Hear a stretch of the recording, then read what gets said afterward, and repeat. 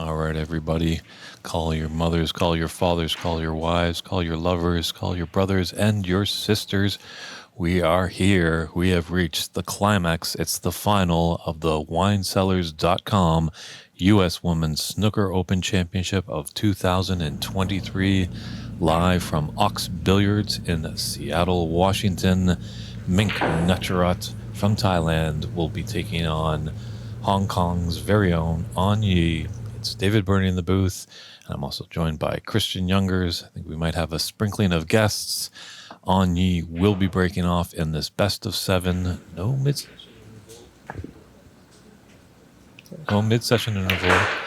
And interesting because both these players do not have a blemish on their record. Went undefeated in the round robin and had a couple of whitewashes each in the quarters and semis. So unfortunately, there can only be one winner here, but it's fitting to be a great match. I think there's going to be a lot of high runs. These players definitely know how to do things when they get in amongst the balls. Got a great crowd here at Ox taking in the action this Sunday afternoon. We're glad that you've tuned in to the stream. Feel free to let us know where you're tuning in from. If you have any comments or questions, if you want to cheer some support for Mink or Yee, I'm pretty sure they'll feel it somehow through the Ethernet.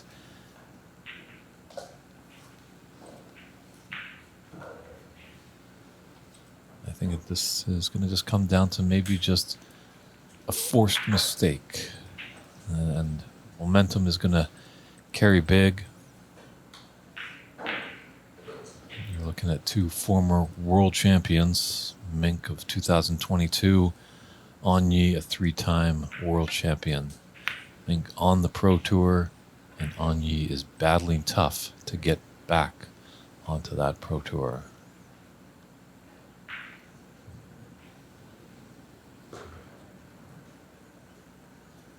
So this might be the first opportunity here. Yee with a thin cut into the side pocket.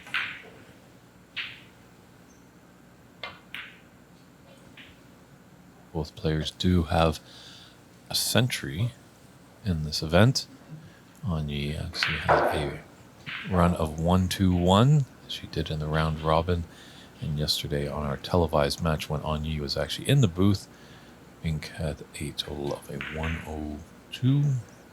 Yeah, 102 was yesterday. Yep. Yeah, because she just broke down on the last red. So, and our good friends Jason and Diana Miller over at WineCellars.com have promised if there is any centuries, the player that is the orchestrator of that magical feat will get $500. And if one of these players can achieve perfection in the game of snooker, as we like to call it, the 147, the maximum break, there will be $5,000 in their pocket. Yes, indeed. It's a pretty big prize. Shout out to Wine Cellars. Amazing stuff. So I think probably in the early frames, they'll probably be thinking of those high breaks. Mm-hmm. But I think as we get closer, if it's tight, they're really going to tighten up. And you might just see a bit more tactical play. Good shot there. But it's Yee in first after that little mistake, and I don't think it's going to be much. You're not going to get many second chances, as we've seen some other matches on the TV table where people have made some mistakes. They haven't got punished severely, but these two players, both ranked highly on the women's side.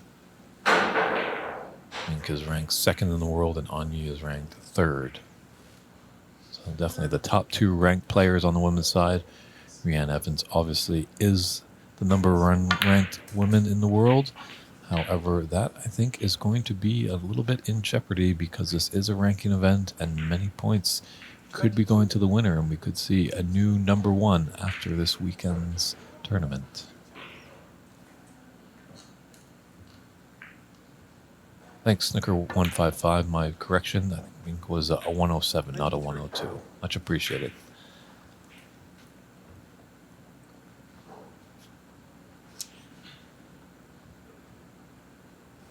Thanks for your kind words, Stephen Wong.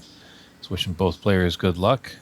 And both Christian and I, Stephen, are looking forward to coming down to your room for the U.S. Nationals. But right now, it's a final of the winecellar.com U.S. Women's Snooker Open Championship of 2023. 30. We have referee Dave Daly minding the table.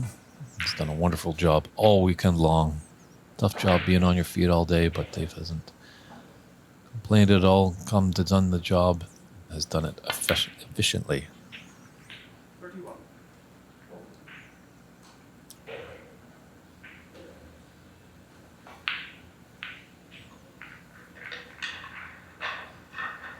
So sometimes the score might just be not right up to date, as our good technical director, Christian Youngers, might have just issues that sometimes he has to run through. And our team is pretty small behind the scenes.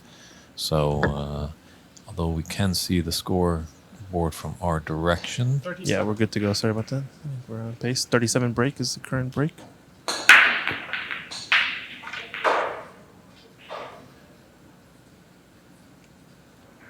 We did talk about the century prize as well. 500 for every century. That's going to be a pretty good one, I think. I mean, we have to see one century in this match. It's got to be inevitable. These two players are too good. Definitely, I think we're in for a treat here. I think those streaming numbers are just going to multiply exponentially just because the talent here is just undeniable.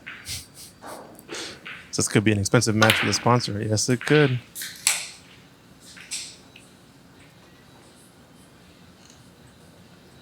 And I think we are going to get a couple of guests in the booth. We're going to get the two semifinalists that did not make it to this final. We're going to be hearing from Bex Kenna and from Jamie Hunter pretty soon. I think hopefully they'll each want to join. I know Jamie Hunter was in the booth earlier, but we've yet to hear from Bex Kenna, so that should be fun. Yeah, ironically enough, last year's first and second. Look at that pot. Yeah, sorry to cut you off, Dave, but the greatness. Just counted onto that red perfectly. Ended up the sliding on this blue. Amazing stuff. Yeah, so winner and runner-up, like you said. This year made it to the two semis against, two players with just absolute class in their play. So not a surprise that these two are in the final necessarily, but still, they put up a fight. I know Mink had a couple of tough situations in the last bit of that last two frames in that match that we just saw before going to break against Jamie Hunter.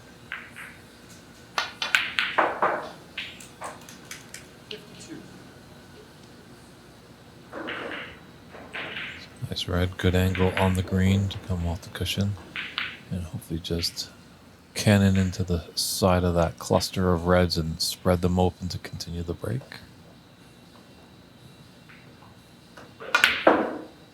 It's a perfect angle here. How's her luck? There's a red on into the middle. Could have been more fortunate, but at least there is a pot on. It's not a guaranteed end of break.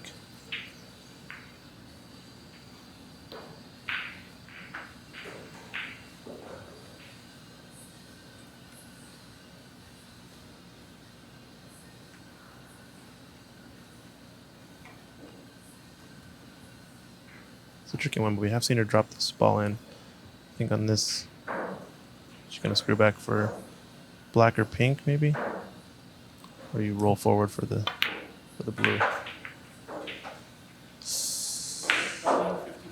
Yeah, drawing back just makes it that much more difficult. Yeah, that angle's pretty steep. So nice opening 55 break, half century right there for Yee. However, didn't get to the snooker's required stage, so we do know that Mink is quite capable of making some come from behind breaks. Yesterday in her quarterfinal match, she had quite a stellar break. I think she was down at about 40 or 50 points and was able to come back. It was kind of tough right there because we were watching that wonderful break, and Yee was getting close to a century on the other table. Lots of things were going, but Fortunately, Yee broke down, but Mink didn't and was able to nip that frame and keep her sheet clean. Safety looks like coming up. Roll up behind the yellow here. That's good. That's good one. Good safety. Very there. nice.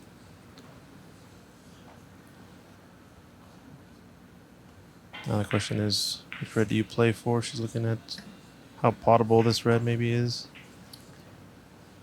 Yeah, I don't think there's really anything potable. I think she's really She can quite just snookered. float down one cushion, maybe two, and float against this rightmost red. Yeah, just getting nestled up to it because it doesn't want to hit it too hard because then it might open up those other. Yeah, she always knew she was going to leave something on, possibly. That's why she came over and take a look. I think Mink would take the red just left of the black. Yeah, I think this guy is going to be the target here. The red just below it, though, maybe is closer, more in line, but just doesn't leave any position for any sort of black or pink situation. So this, at least she can play for a bold color here, and it's kind of a two-way. But no two ways about it. Nice shot. Yeah, well, taking that red rather than the red that's closest to the cushion. The natural angle, as you say, does force her up into the bulk. So if she was to miss a difficult, sometimes blind shot, she at least would be up in the bulk area.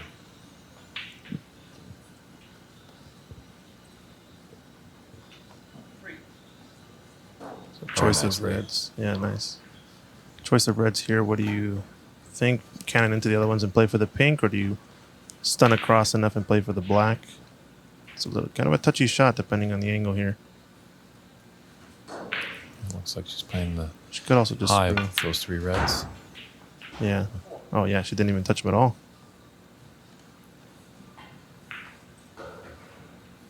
Definitely, they're still both available to that top left corner pocket. Mm-hmm. So good opportunity for a steal here for Mink in frame one. It's gonna come down to these two reds along the top cushion, I think. Oh wow. That felt a little quick to me. I don't know if it was lack of backswing or backstroke pause, or the whole routine in general was just a little bit fast. Very rare, missing a black off the spot like that for Mink. Mm-hmm. Yeah, maybe just got ahead of herself. Maybe, unfortunately, we put the hex on her with the commentator curse. No, I think it was going to be tough regardless. Like I said, I was saying that I think the story of this frame for Mink would have come down to these last two reds that are along the top cushion. I remember her. I was going to talk about earlier. She had the attempt of the high break of the tournament in that 1L7 that we recorded on this table, but she ended up missing the pot along the top cushion, kind of where this red is down here. In this frame so far, I think the red that she had was maybe a little bit closer, maybe in this area. But you saw her afterwards practicing that shot a few times, just because it was a pretty big shot for the high break. Oh, and Yee going offensive on this. Yeah, she needed that red or that brown to put it into Snooker's required stage. So Yeah. there's 51 on the table and 55 in it. Nice shot to go aggressive there, because big payoff by getting your frame ball down. Uh-oh. I think it's okay. Yeah, it's all right.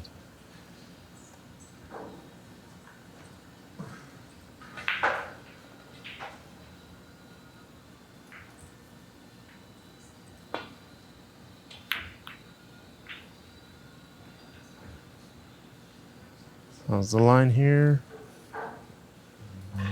She got the cover with the blue. I think Yee can slide past that blue, and there is the potting angle on that red that's close to the top right corner pocket.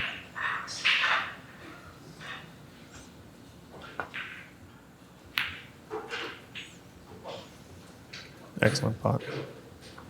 Well, the speed is a little bit in between, looks like.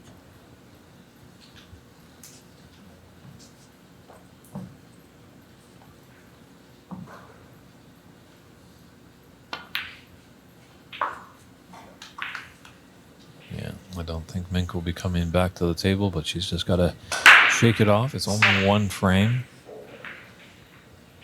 It's definitely capable of getting one back sooner than later. Yeah, great pots here from Yee.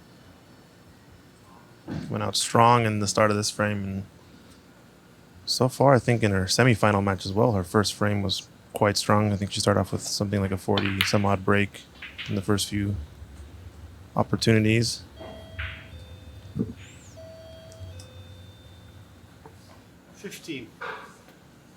Yee has a good pace around the table. She's playing with purpose and stuff like that, not dragging her feet. So that's always good to see. Confidence is high. Mm-hmm.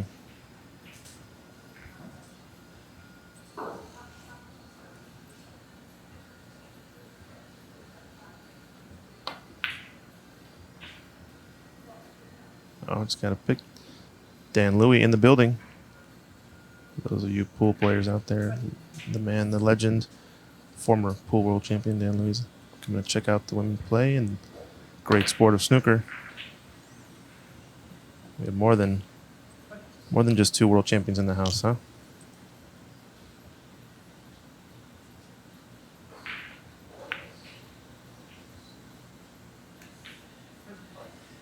Just dropped that one in. Caught the cushion slightly on the way. She was kind of looking at it, and the pace was good though.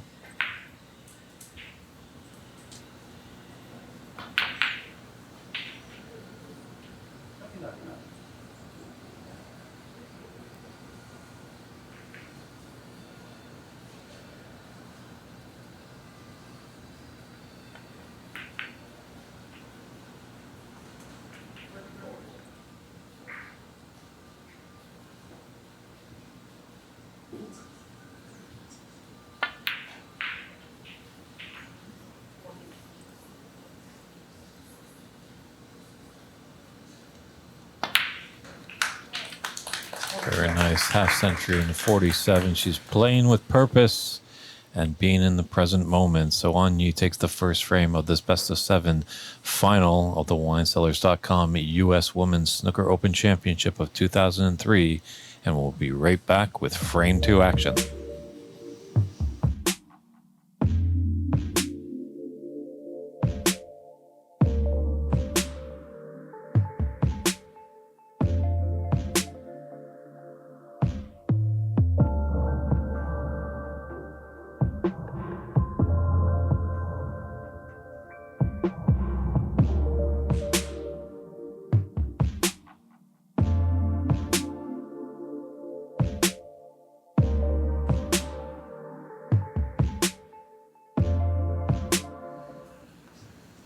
And we are back here with frame 2 action of this final. Mink Nutcharut to break off.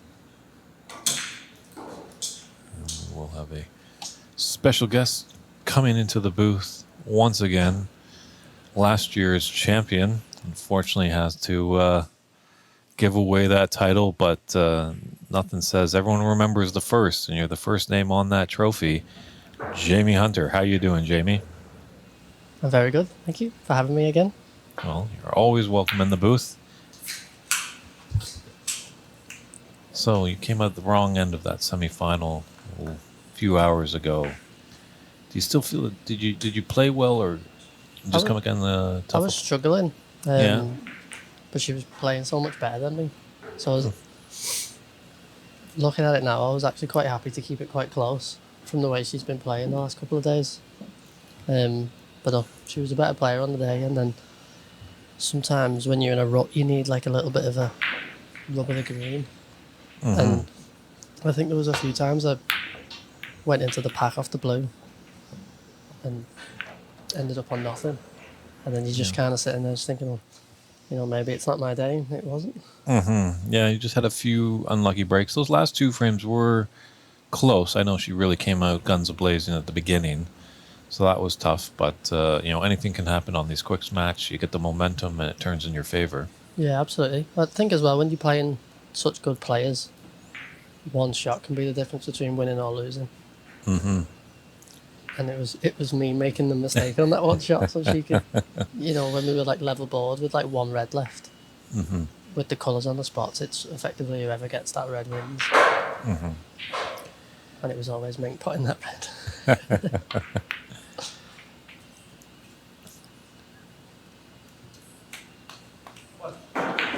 Oh, that's a lovely shot. She's playing so well here this weekend. She's definitely got a purpose in mind. Yeah, I just said to Karen that I'm actually quite, as a joke, I'm quite glad I lost that semi-final so she doesn't make a fool out of me in the final. She's just not missing.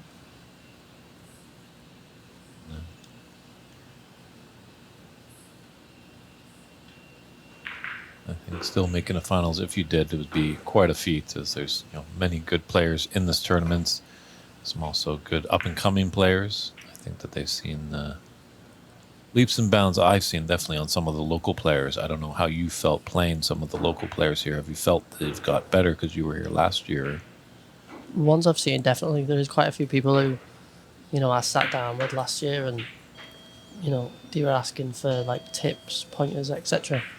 Who you can definitely see that they've fell in love with the game of snooker from last year and started putting the time in and trying to improve. Obviously, to like get on the level of these two, it takes a lot longer than what you think. That's true. Our good friend Greg in the stream is asking how much for first place, and it's $3,500. Not bad piece of change there. I should have won it this year instead of last year. Well, there's always next year, so probably the prize rate's going to even go higher for next year. Maybe. Hopefully. Fingers crossed. Have I baited my own self to put into that prize pot, I guess, to make it bigger? Get your wallet out.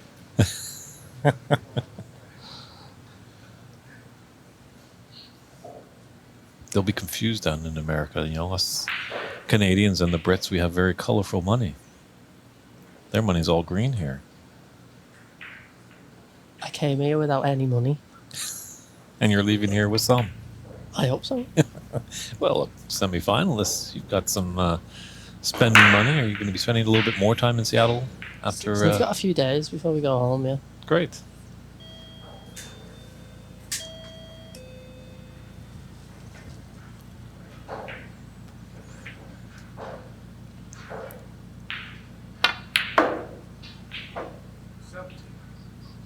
Cool.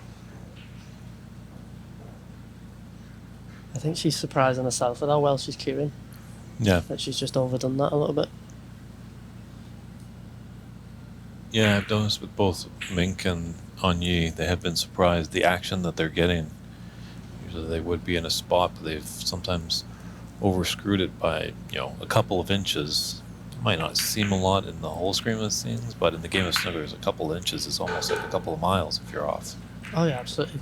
This game's all about fractions, so 24. just a couple of millimeters can be the difference between an easy shot and, one that it's a bit 50-50 on. That's our good friend Chuck in the Motor City of Detroit. You ever been to Detroit, Jamie? I have not been to Detroit. Okay, well, it's a fun city. Lots of great musical history. That was where Motown was. A lot of electronic music, rock and roll. But Chuck is asking, do you play or are you a fan of any other cue sports? I'm not a fan of other cue sports. Obviously I dabble a little bit in pool, because I think if you go from snooker to pool feels really easy. Where if you go the other way around, snooker's a lot harder. Mm-hmm. But no, I don't really follow any other cue sports. I'm a massive football fan and soccer fan. Great to hear. Also great to see a real trailblazer of the women's game. Allison Fisher is up on the stream saying hello. Hello, Allison. Unfortunately, I wasn't able to be down here in Ox for the exhibition and training seminar that you did, but I hear it was a great success, and hopefully you can return again someday.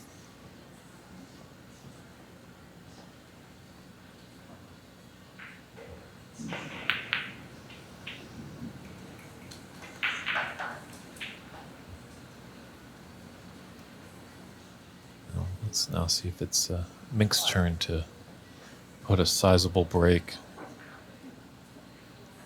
As both these players were undefeated, as well with yourself getting into that semifinal. You had whitewashes in the group stage, Jamie, as well as your quarterfinal. And then you came across the Mink train that was running at full speed. Yeah, a little diddy train, but packs a big punch. Sure, she's just so sweet and lovely off the table, but I don't want to mess with her on the table. She's adorable. You just want to like put her in your handbag and take her home.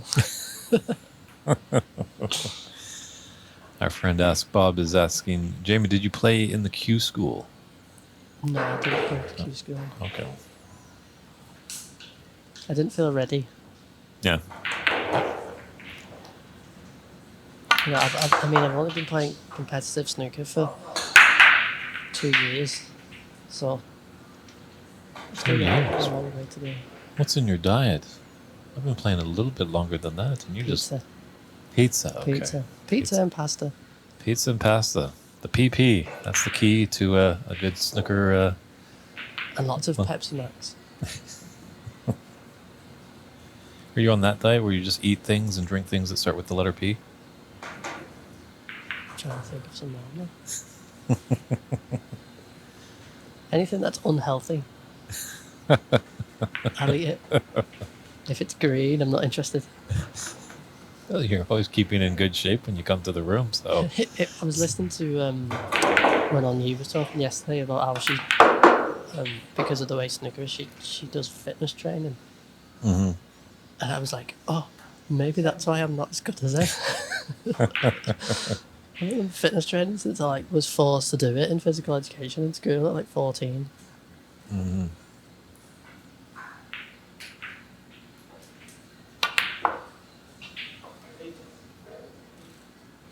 Yeah, it's definitely... snooker is definitely a more mental game. You don't have to be in peak physical shape, shall we say, as we do remember great Canadian player Bill Warbenek probably would drink any beer he had a sight on. But I think it does help now a little bit just with your mental feeling. If you're looking good and feeling healthy, it can help transpire into the game. Yeah, I think they're definitely tied together. Mm-hmm. Like your mental health and your overall fitness and well-being. But fitness is a word that scares me. What if it started with the letter P? If it had pizza at the end of it, like if someone said run 10 miles and you can eat the best pizza in the world, you best believe I'm sprinting them 10 miles. I might hold you to that. Now you've scared me. You've said it to the world now, Jamie, so you might get some offers now. Hey Chucky, nice to hear from you.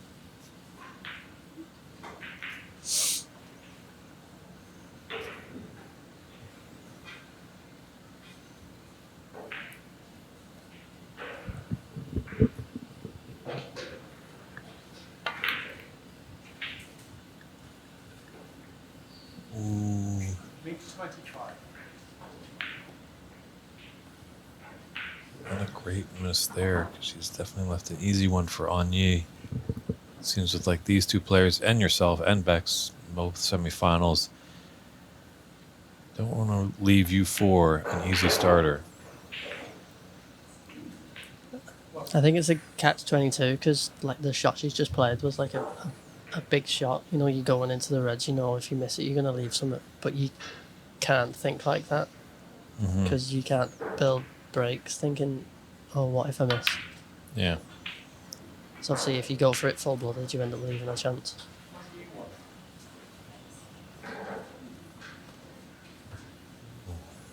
Uncharactered miss on that pink. So, Mink has got a second chance.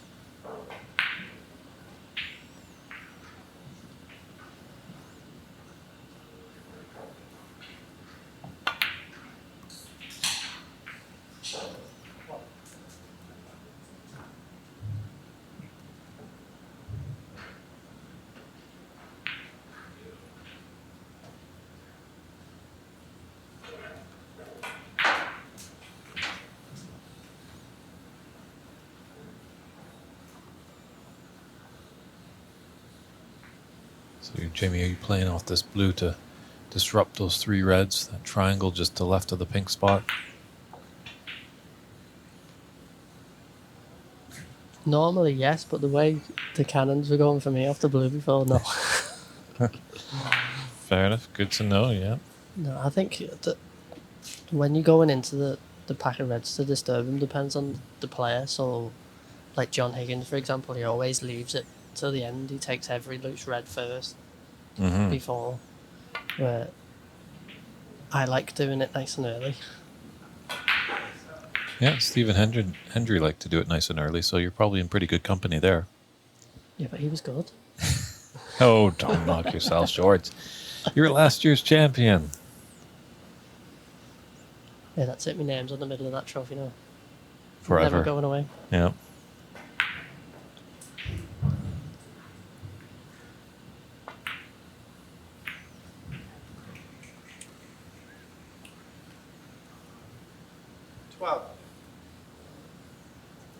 True as they say, when some players get 147s, maximums at the Crucible now, a great feat, but everyone always remembers the first, Cliff Thorburn. So they'll always remember Jamie Hunter. I think it was the first. suit. The suit. Cliff Thorburns suit, yeah. No, you see, Mink's not playing the red down the rail, and I think it's because of the shot she played when she was on 100, and she missed it, and then she kept playing it after the frame had finished, and then she played against me before, and she missed the exact same shot down the rail. And just seeing her kind of warm up a little bit, she was practicing some of those shots just before this match commenced, and she was having a bit of difficulty with that. So that could be the one strike against her. There's not much, but that's one of the things, that shot, if she got it the first time, you never think about it again. But then, because she's been paying a bit of attention to it, it sticks in your head, and then that's when, your confidence takes like a little dent, and then that could make a big problem. So you look now where she is, the break's going to be over. Because she played a different red to avoid that shot, where if she played that, the break might still be going on. We were laughing about it after the game. I said to her, you're going to be practicing that shot like 2 hours a day for like the rest of your life. true, yeah, once you have that little bit of doubt, it's so strange how our mind can just affect us so greatly on it.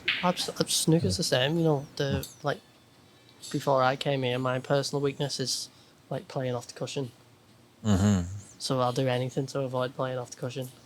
Okay. So then if I end up on the cushion, a shot that's really easy, then when you're going to get down to it, you're like, oh, I'm not that good at these. And it just becomes you're making it 10 times harder for yourself. You're like your own worst enemy. True, you find out a lot of people that, they come to the table and that, maybe you're just playing friendly with a friend and they're like, oh, I hate this shot. And already you put a negative feeling in there. I think you have to come to the table and be like, this is my favorite shot. Yeah, so This is the favorite shot. the lad who I practice with, he always laughs about it. If I'm bridging over a ball, like a Chinese snooker, when I get down for it, he says, you don't miss these. And I never ever miss them. But why couldn't I pick the different shot that I never ever miss? Like one that actually matters. It doesn't happen once in a blue moon. It's just one of those things, if when you're getting down for the shot, you tell yourself, like, I don't miss these.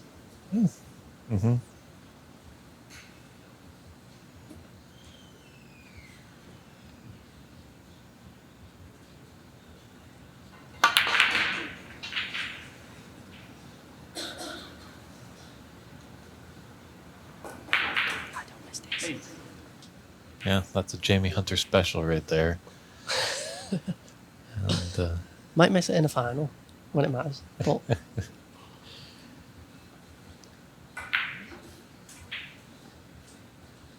she's going to be hitting down on it, so just got to be very precise. Doesn't want to put any unwanted siding on. Doesn't have to do much, can just kind of roll through to be on the black.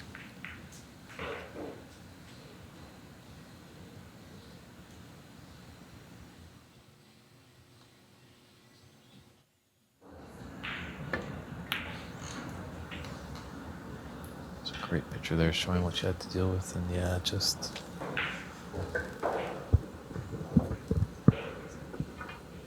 If she could tag you in to take that shot for her next time. Tag team snooker? Yeah, send her an invoice for a practice lesson. Do you do any coaching? No. No. I give like, you know, pointers to Mhm. like people who I practice with or whatever, but I'm not qualified. Is it something you would be thinking about doing in the future with your career, or? I've got enough time. Fair enough. I think I was saying to Anya before, you know, she plays snooker full time, Mm-hmm. where I have a full time job. Correct, yes. So to be competing with them at this level, knowing that I get less than half the time that they get Mm-hmm. to practice, Yeah. I'm quite happy with. Yeah, Anya has the Hong Kong government, and talking with Mink, her club, the high-end snooker club in Bangkok, definitely is supportive of snooker, so she gets some backing through them. Not sure, do you have any backing at all, or are you just pretty much self-financed? Self-financed. That's impressive. So obviously working like, you know, 8 hours a day and then having to go practice, it gets a bit much. Definitely.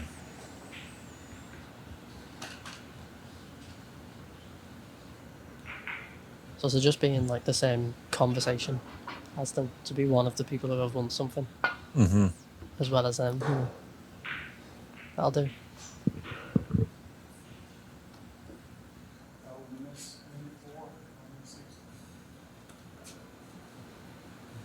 It's going to come out with a look. I think that's going to come back.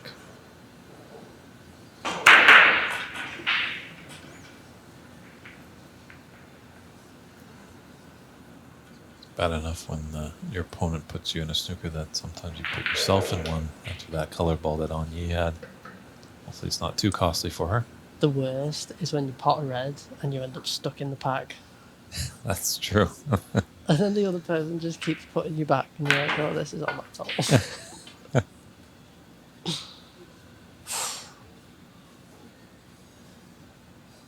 I think the whole club took a big intake of oxygen then. I did.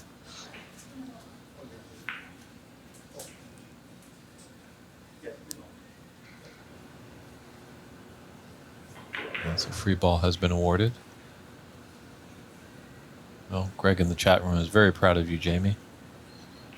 So, it is a balance when we are kind of amateurs. You know, we do it for the love. Not all of us are getting paid. But hopefully with more and more of these tournaments, more exposure for the women's game, we can get those prize rates up, a bit more sponsorship. So maybe you can take that. Same the other day. It's just about, you know, exposure and viewership. Mm-hmm. It just takes time. But obviously, especially us playing, we're not. For me personally, I'm not in it for the money. If I was there to make money, I'd be doing a terrible job at it. I think, you know, as much as snooker is kind of a niche sport, you know, it's not, I don't think it's ever going to really take over the big mainstream ones, say in North America, the football, the baseball, basketball, and hockey. Will it challenge football over in your country of England? It used to, way back in the 80s when snooker just had its boom. I don't know if it ever will return to that, but I think a lot of people in and around the game are in it for the love of it. Oh yeah, absolutely. But it's, if anything, it's like a generational thing. So, like, people who get into snooker, it's usually from like your parents or someone that you know. It's never just like you caught it on TV this one time by accident. That's kind of how I found about it. Sure, I was with my father, but we were both watching it on the telly. Because, yeah, he wasn't a player that much. You know, there wasn't many clubs around at that time. So it must be different in Britain because it's such a rich history there and it's so very popular that you pretty much, you know, when you mention snooker to someone in England, they know what you're talking about, as opposed to North America. They wonder if it's a dirty party trick or something. No, I think they think I'm speaking like Klingon.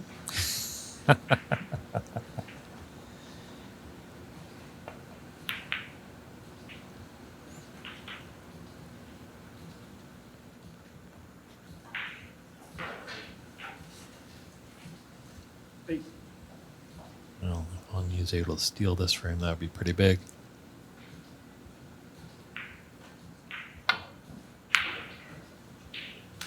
She will need that pink over there, so...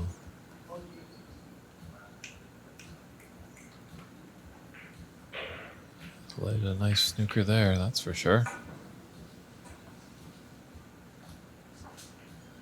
I think the blue's in the way for the easy escape.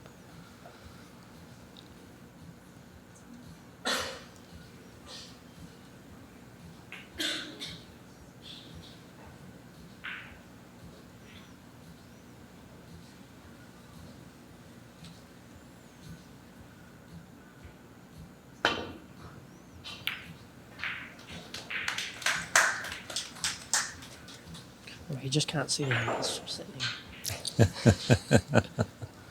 We've got all the camera angles in the world. You can see many angles there, but definitely the best view is definitely when you're down on the table. Yeah, but Ken Doherty wasn't there drawing the line on the table. We've got Christian Youngers to draw the lines.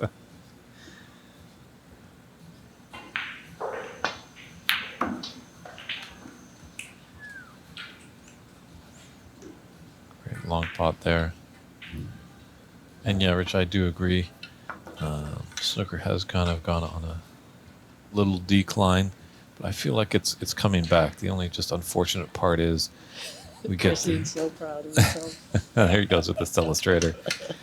We get some of these developers and landlords are, well, I could get a lot more money with a residential lodging than putting in a snooker hall that takes up a bunch of space. I think it's more to do with getting young people into it. Mm-hmm. Do need that turnover, especially yeah. from me, like from like I won an under 25 tournament where I live, and then the year after I won it, it hasn't been on since because there's not enough people under 25 playing. But I think if we do keep doing this, I think as you were saying, like exposure, we have streams because then people can see it. Not everyone's going to pick up a cue, but someone might get inspired out there. Oh yeah. And hopefully, some youngsters will be able to watch this as well. But I just think there's been a gap from maybe between like the last 4 to 5 years of when I played in the junior events. So they kind of got left behind, and then now the big booms come where people have thought, oh my god, we need to get more young kids in. But all these kids they're getting in are like 8, 9, 10. So it's still going to take a bit more time before Yeah. they then ponder through into the actual tournaments. Because they're still just novices. Very nice blue. It's Would you coming. go for the back double? Of course. Pool player. What? You going to cut it in? Back double on the pink. Bring the white round the angles to get back on the black. Yeah, and I think goes into the side middle, pocket where Anye is.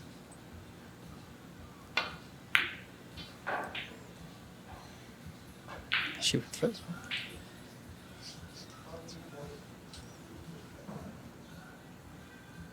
And then It's a good job you're not a doctor with steady hands like that, isn't it? Jamie alluding to Christian, our illustrator over there.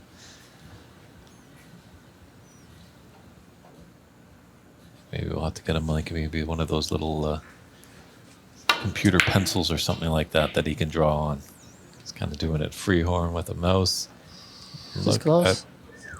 Wow. Black ball frame.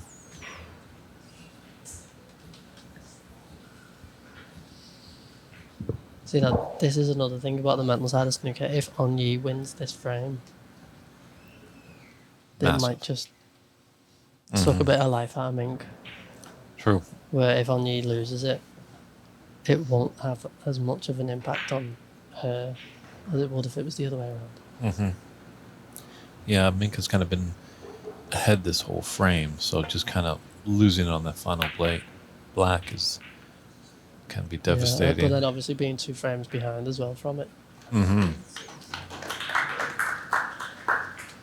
That's a good safety shot there by Mink. Acknowledged by a little tap on the table by Anye.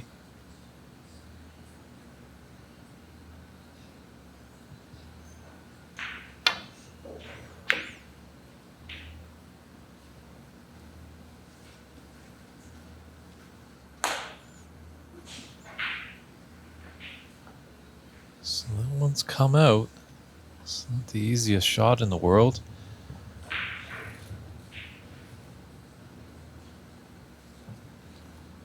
Does have the angle to try the pot into the top left pocket, come off a couple of cushions, and return to bulk.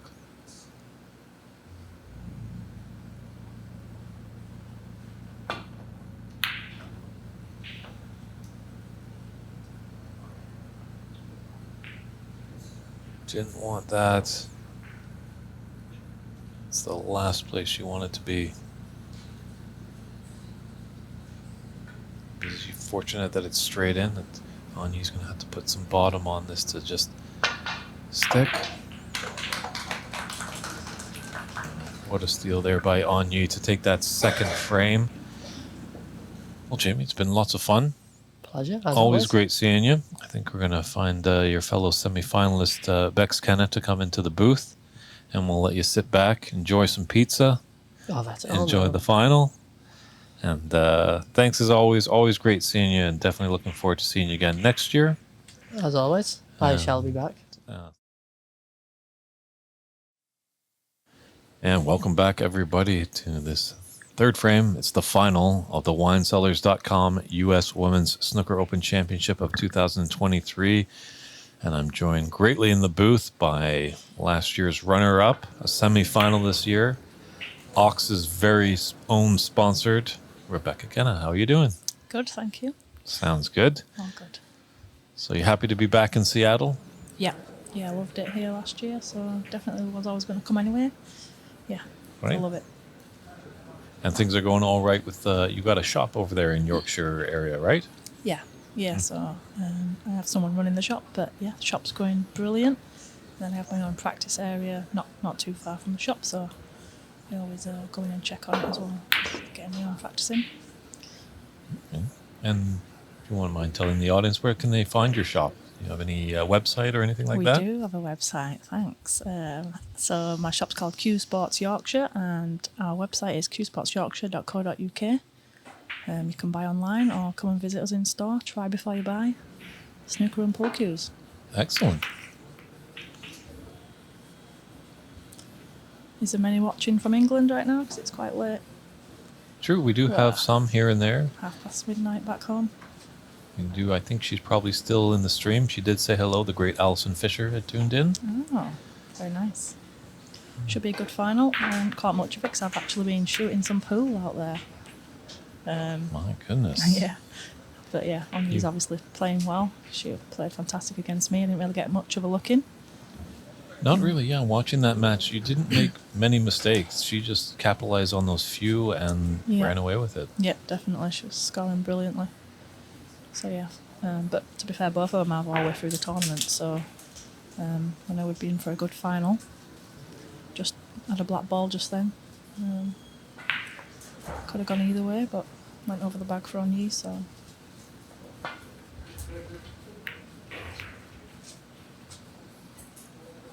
Just a little history with you, Rex. How did you get into this great game of snooker? Just playing in the local pubs and club with my dad, really, growing up. So I used to visit my dad on weekends, and his thing what to do was go to the pub, so he used to give me some money and put me on the pool table, and then he used to go to the snooker club and play. And then so when I was tall enough, I had to go on the big table, and then I've loved pool and snooker ever since. But since getting into snooker more, obviously, I've gone away from pool totally, so yeah, snooker's the one for me now. How has it been on the then we got a little product placement here, it looks like. What? Is this on camera now? Yeah, there it is right there. So this is my very own Q Sports Yorkshire chalk buddy magnet for putting it in your pocket and stick your magnet to the chalk, and then it holds the chalk outside rather than using a pouch or putting it in your pocket. So yeah, we've sold a few over here, so it's good. So that could be your nickname now, Clean Pockets? If you want, yeah. Oh, we got to check with the players first if they like the nickname. Well, we've called that the chalk buddy. Chalk buddy, okay. So that's the chalk buddy.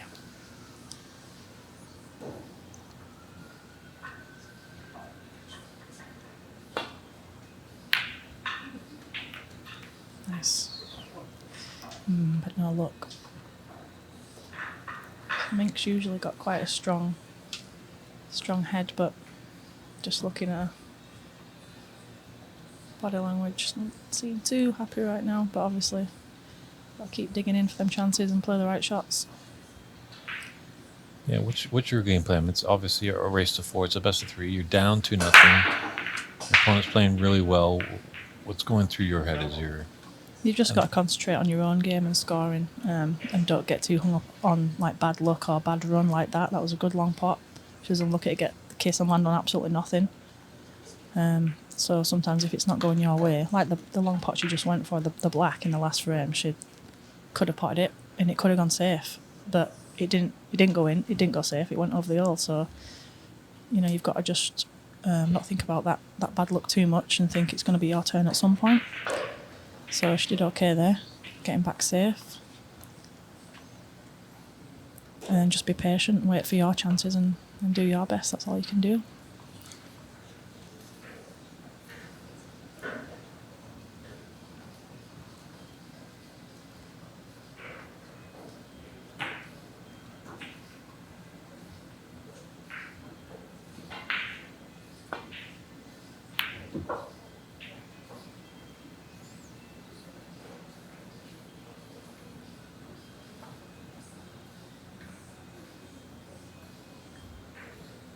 Yeah, so what was your game plan coming in to play on Yee earlier today? Well, all previously through the last games, I didn't really feel like I've been queuing as well as I have been doing, so I was just kind of hoping it'd all come together. So, but I knew from seeing on Yee scoring that I wasn't going to get loads of chances and she was going to take hers, so I was just kind of hoping it was all going to come together today, but I didn't actually get a lot of chances anyway. Mm-hmm. But I'm quite an attacking player, so I won't. If the balls are there to go for them, I will. But obviously, it means you're going to get punished if you miss. So, but yeah, I have no qualms with losing today because Onyi was scoring really well. She's played really well all the way throughout the tournament. So, I think both of these deserve to be in the final.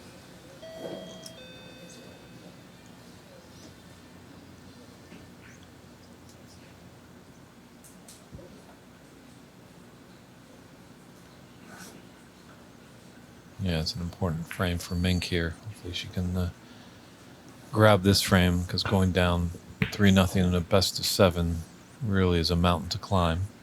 But stranger things have happened on a snooker table. Yeah, definitely. Yeah, even when I was playing, when I was at 3-0 down and 40 points down, I'm thinking is, right, well, if I can get in and get back in and then get that frame for Onyi to be 40 points ahead, 3-0 up, to then somehow get back into it, then all the momentum's with you. So the only way is up then. So, Mm-hmm. so you've got to remain positive all the way through and just dig in and keep believing. Yeah, those sometimes are the dangerous moments because you're playing really with nothing to lose. Yeah, and your arm can just relax and then you get that mental head games going because, if you were to take that frame on, you might be like, I was that close to achieving victory. Exactly, yeah. Now what are people going to think? I'm down or up 3-1, then it's next 3-2, then we're at 3-3, and you put in a decider. And exactly, yeah. And it's all about the mental game.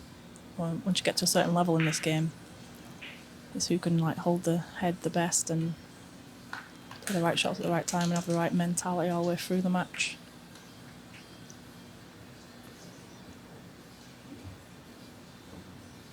And are we going to see you in the mixed doubles again this year? Hopefully. Depends what criteria they use for whoever's in it.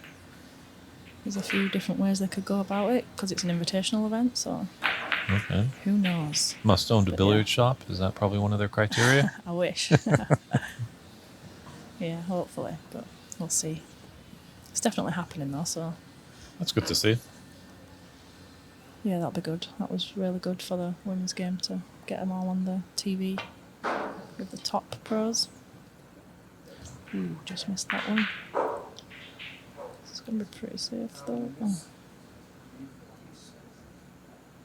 Did you get many little girls back in England come up to you and really are inspired by what you're doing?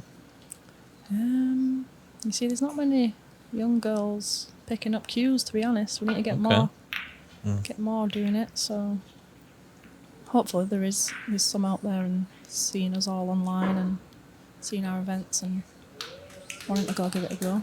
But really, it's more down to parents. Really, get your girls going down to the club with you and things like that. Because, yeah, I think the culture's starting to change where these snooker rooms are a lot more family-oriented. You know, that stigma that everyone hears about, like smoky room, shady characters, darkness, and all that stuff. Pub club, and you don't really take your little girl to the pub club. Well, you did in the 90s, but not now. Yeah, but yeah, if we can see it more of as a leisure activity, so some clubs are doing like Saturday coaching groups for getting the children involved. So yeah, it's getting better.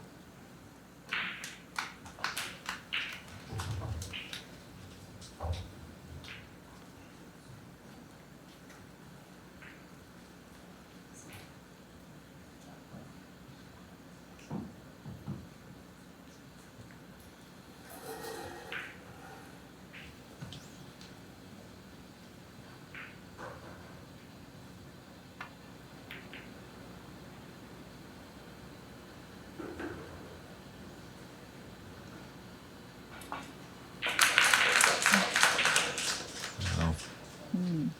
Could be in trouble. Yeah, it seems like Anya just has all facets working. One thing I noticed early on in this tournament, seeing both Anya and Mink on separate round robin matches, that Anya just seemed like she had a little bit of the edge with the long pots. Yeah.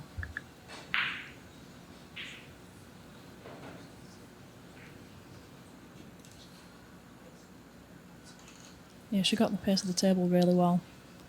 I thought I was playing a little bit slow earlier, but she seemed to have the pace of it straight away.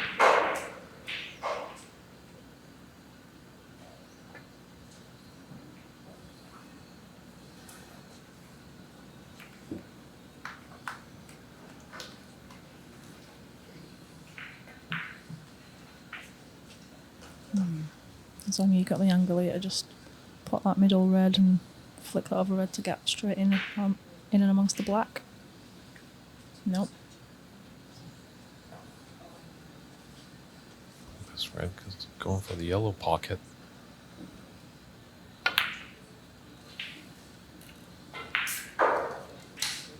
Yeah, with an element of safety going up.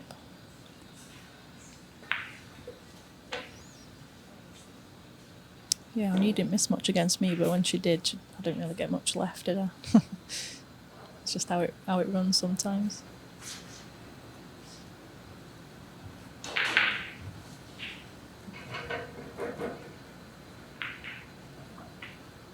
And how is it playing on the Pro Tour? Sure. It's good. It's a hard challenge, though. Mm-hmm. Yeah, even though I've got my own star table and it's heated and new cloth, it's still like no match for the TV tables. They're just lightning. So it's taken a while to get used to just the table, as well as the fact that you're playing against a top pro or someone who can not give you many chances and plays all the right shots. So yeah, it's hard work, but it's good. I'm learning from it and thankful for the opportunity to be able to try play this sport full time. Right behind the yellow again, almost. Mm-hmm.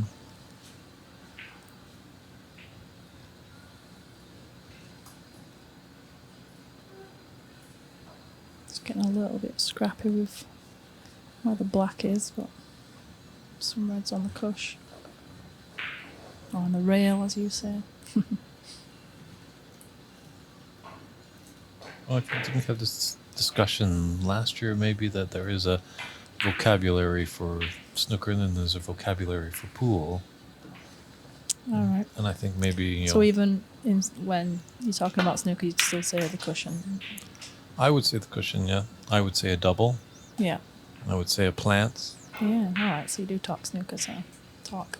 And I think part of us are just to, as well, educate the pool player. Just when they start say a plant, they might be like, what are they talking about? Like, are they going gardening?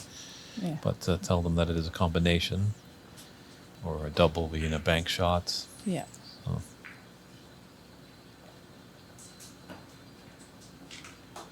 So Mink got a bit lucky there. Nearly left the red over, but just left a little bit safe.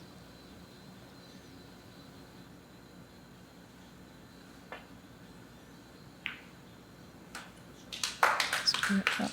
To drag that in as well and trust the table. Got to be confident to have a go at that.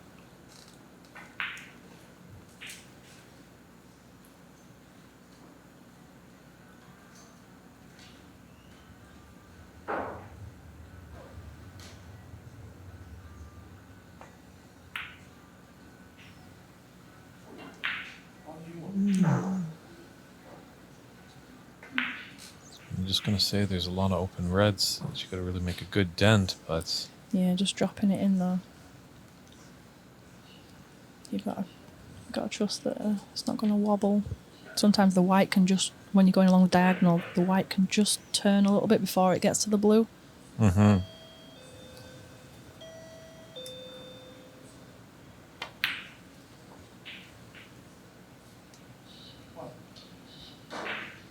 Okay, so it's a nice starter for Mink. Can she get in and score some points here with the open reds?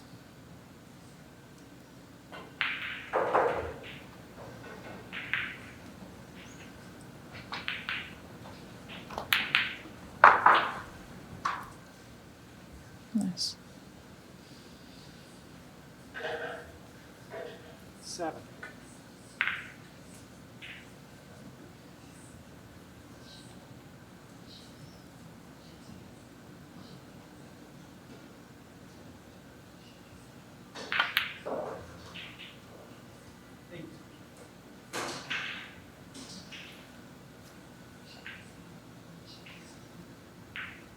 so Bex, are you picking away these open reds, or you wanting to go into maybe some of those reds, develop them sooner than later, or what's your feeling in this setup of this table right now? But take all the easy ones first.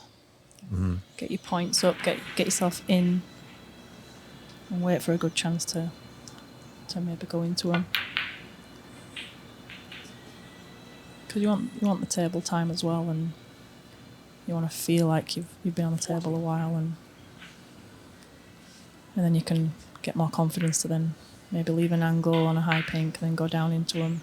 But yeah, definitely take at least these two reds on the right hand side. Oh, she tried to go into them then.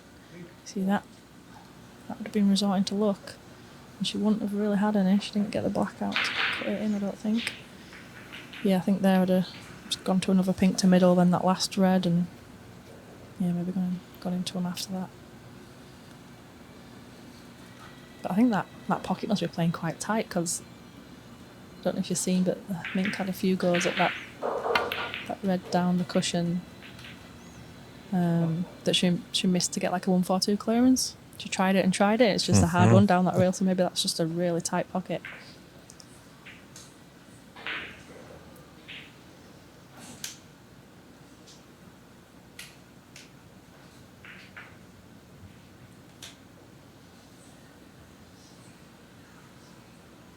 This is a hard cut back, being so close to the cushion.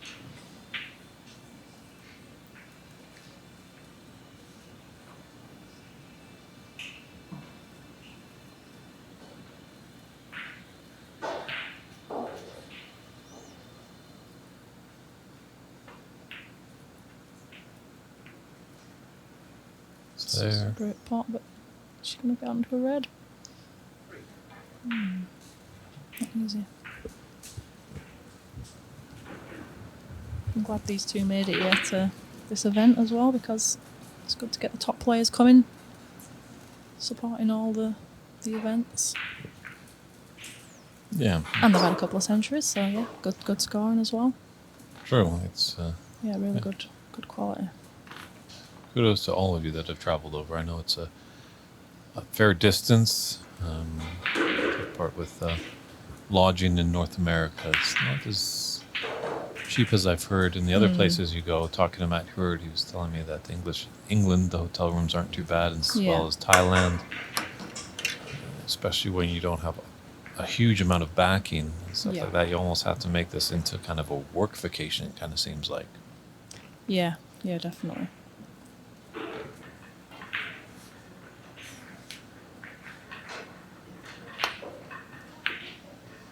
Well, I have a couple of sponsors for the women's tour.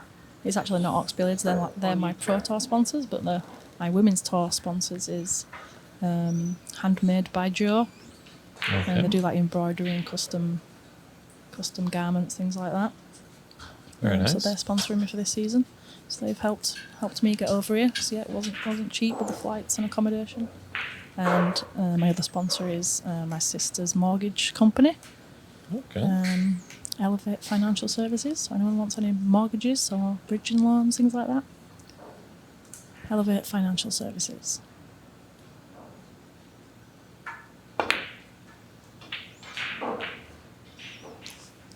Ooh. That's in pocket. Yeah. Could be starting to get into the red. I mean, they are hard shots along the diagonal to stun it in off the side cushion. She played the white pretty nice. But she left on Yee Ng with a chance. Looks like she's going to cannon the black.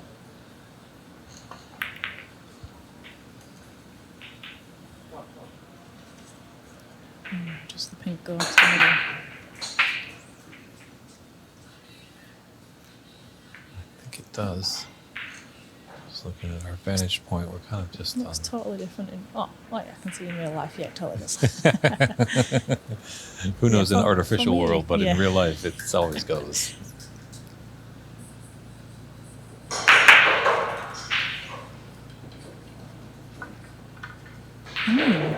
Opts into this much harder. Especially going into this pocket. Yeah, because you're digging down as well with a top spin. Got to make sure you hit absolute centre. And she could have played it a touch harder to get better on the red to middle, but...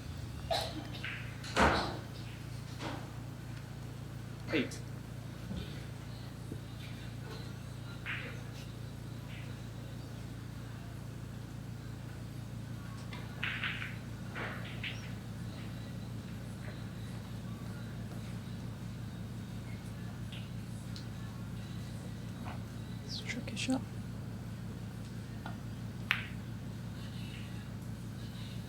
Yeah, very tricky shot that. She should have played the black a bit harder, but... Or maybe just gone for the pink. Should have definitely been on it a lot easier then.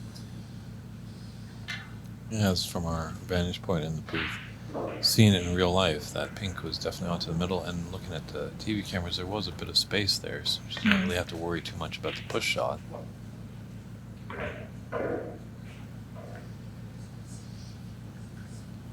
Still anybody's frame though, with close points and some safe reds.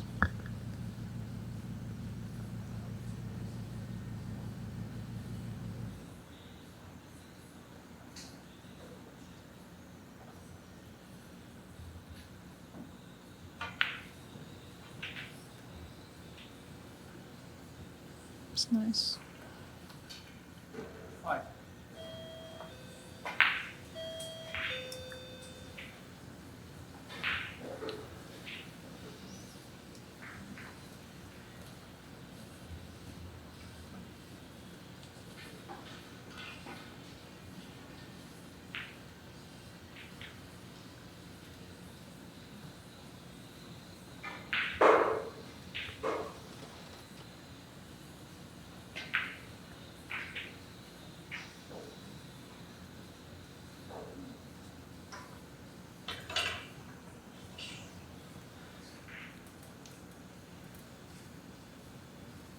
So she was hoping to leave an angle on the pink to go into him.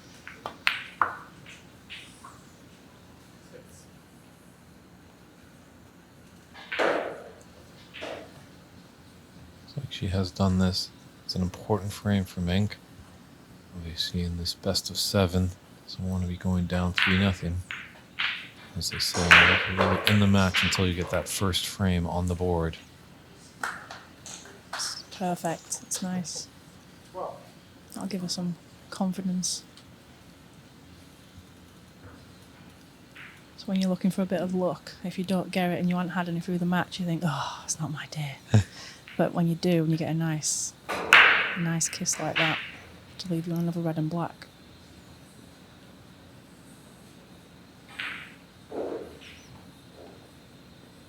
And Mink's really good in this type of area.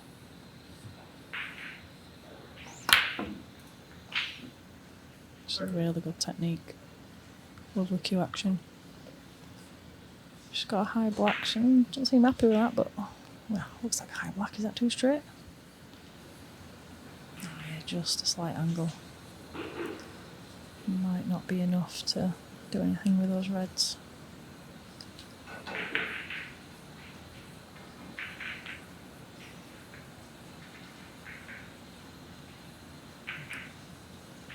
You could force a stone screw into him, but it could jeopardise the black, so.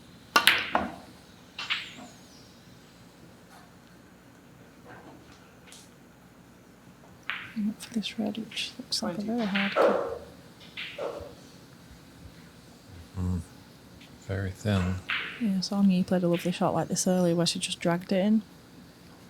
You've got to really trust the table will stay true because she wants an angle off the pink to go back down again. Ooh, nice.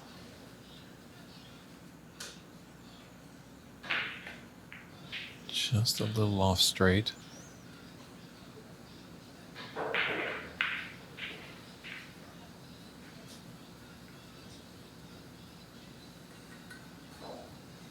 Yeah, I think a little too straight again.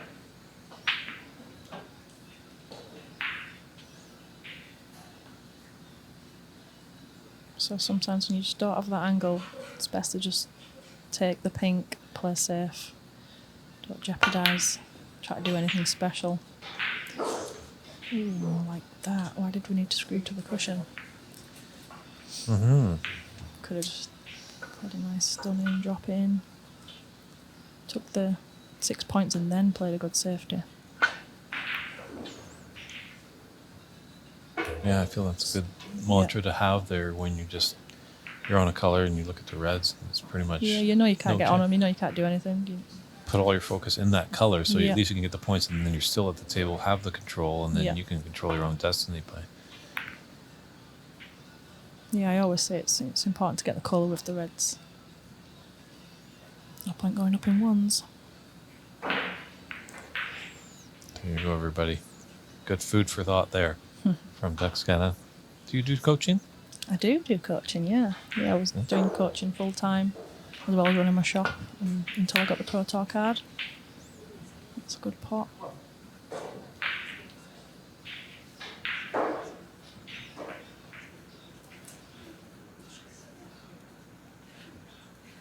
Yes, I'll say that to your beginner levels as well, is when you're in a match, in the league matches, just try get a colour once you get a red and then you can play safe, but never jeopardise that colour to try get onto a red, because you're jeopardising 7 points to get onto 1 point. So if it's not on, just take the 7 and play safe.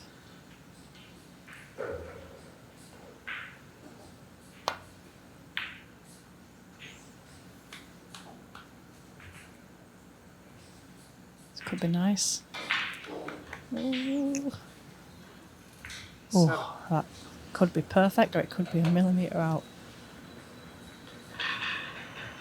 Didn't hear no clapping, so I'd have clapped if that's plumb.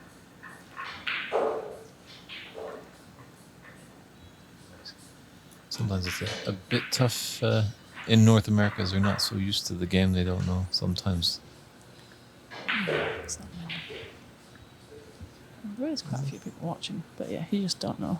Yeah, don't look like it goes. She's playing a little safety. The thing is, if she just nestles up, then Mink's got the upper hand because she can play into bulk.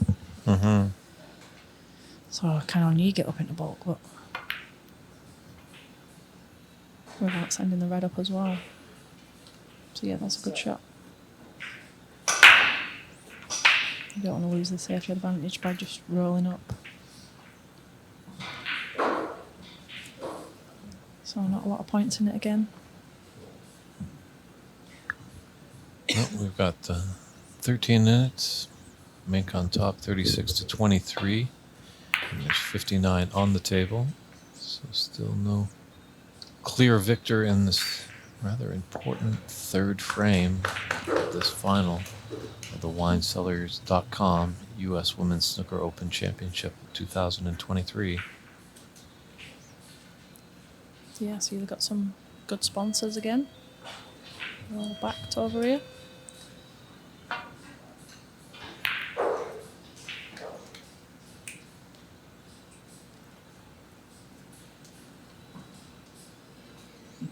I'd love to have a wine cellar. I'd love to have any cellar. I don't have a cellar in my house. Sure, they've been showing a little bit of advertising in it throughout the broadcast. It has definitely made me a little bit thirsty. I like a red wine. Sparkling, right? Well, I had sparkling over here with my meal, but in general, I just like a normal red.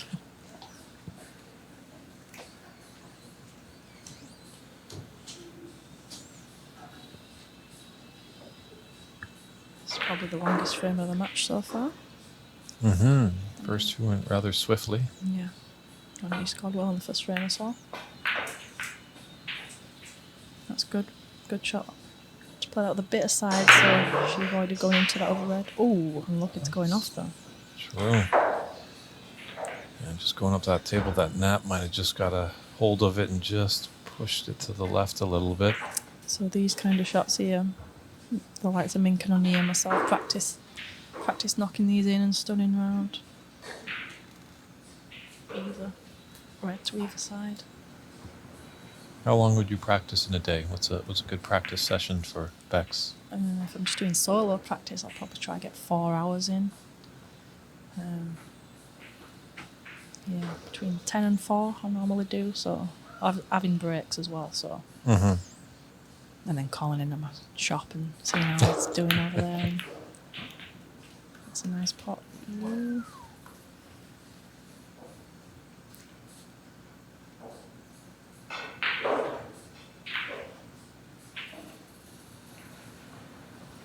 It's hard high black, reaching over as well.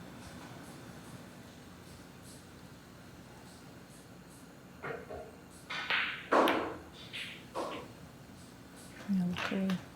Yes, nice. I was going to say the natural angle, she should be okay, but she can count herself a bit unlucky there.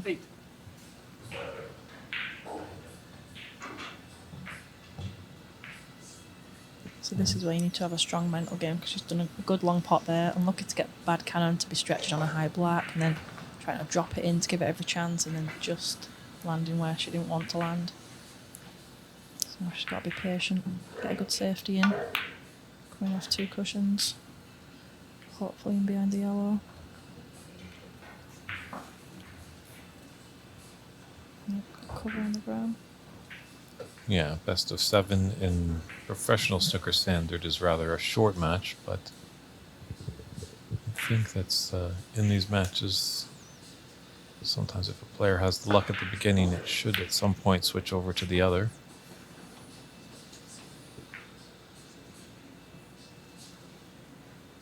Yeah, if it is usually always 50-50. Sometimes it can seem more one way or the other, depending on the situation. But you really don't want to be resorting to luck and thinking about luck at all time when you're playing, because if it feels like you're only getting bad luck, it can make you very negative, and you don't want to be negative out there. You want to be really positive.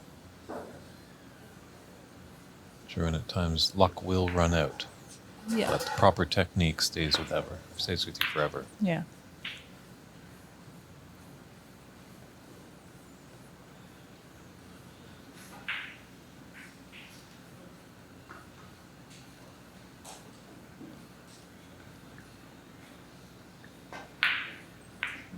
And the next tournament for you women is it in Leeds, or what's the next tournament on the calendar for the WWS? Yeah, September Leeds. Yeah, the UK Championships in Leeds. UK. 24th, 25th September. Nice and local for me. That's a 40-minute drive rather than a 4.5 hour drive to Heathrow Airport, followed by a 10-hour flight. So yeah, that'll be much nicer for me. But the day after that, I've actually got the British Open match against Sean Murphy. Okay. So hopefully get a good run in the UK, so I can go into that confident. Yeah, last year you actually were playing in a qualifier, and then you pretty much have to jump off the plane right after that qualifier and get here. Yeah, I think that was the British Open qualifiers last year. And Okay. I'd drawn Ryan Day in the first round, who beat me 4-1. And then he went and won that tournament. and now I've got Sean Murphy in the British Open, who's just won the Championship League and everything else recently.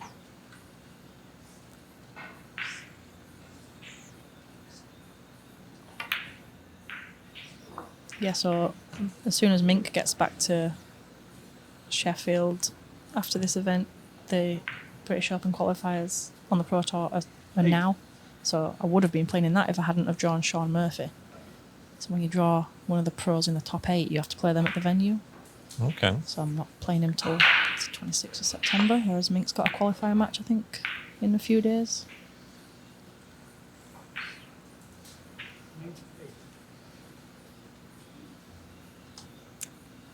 I think Annie can knock this one in. I think you're in so well today with the long pots.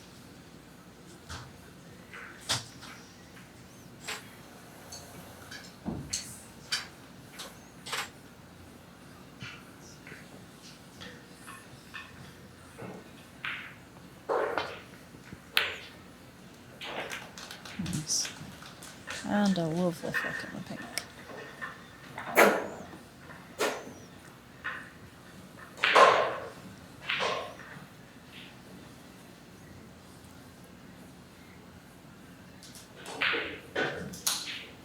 This is just off straight on the pink. It's going to go back on its spot, so some people would be trying to launch this in and swing it back down for the red, but you don't need to. You just need to drop it in and then play a safety. You can stun him behind the black. You could even almost go for the cut, and it'll probably go back across. It's somewhere near the black anyway and get a safe white. Yeah, if that's glued to the cushion. Theory is always hit cushion and object ball at the same time. Yep, so that was a good effort on that. It's a good shot. Oh, nice flick on the brown to get the snooker. So that's kind of what Mink could have done earlier, just taking the pink and then playing safe. No heroics. Mm-hmm.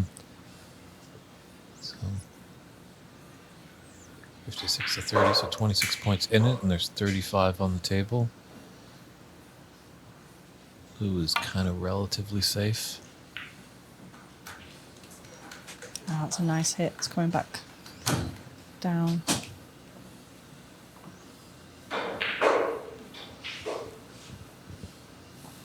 She needed a quart ball contact there to put some distance between the object ball and the cue ball. Still anybody's frame though.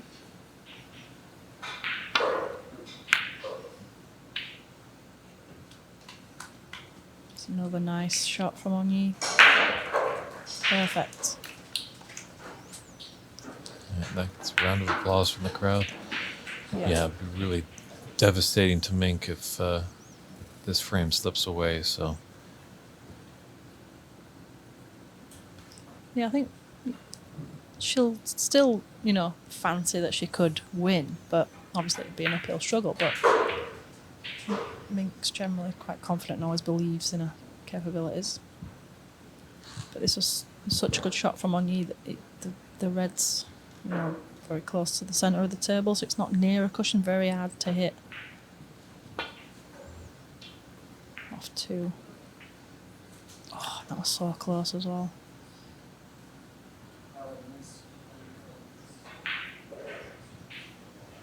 are you putting her back, Bex, or are you taking on that long pot? So, yeah, I think Yee should go for that.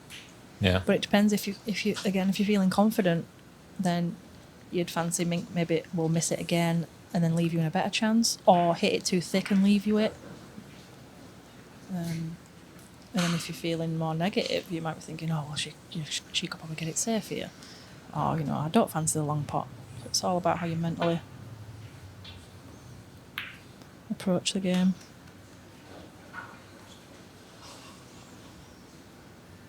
So that's gone pretty safe. That's the chance you take sometimes. You can either put it in your own hands and go for it, or put it into the hands of luck. A little bit too thin.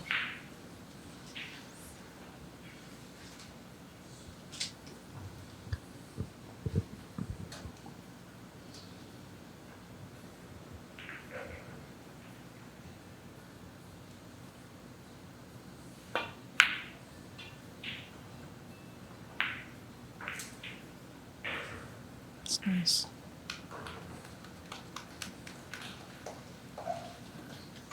Yeah, it's a very nice snooker.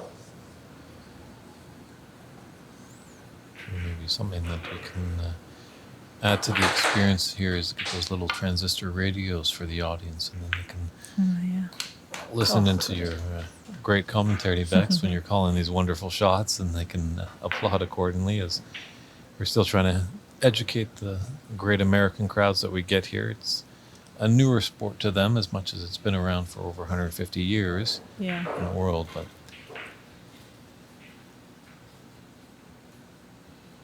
so have we had any claps when it's been frame ball? Or have we forgot to do that?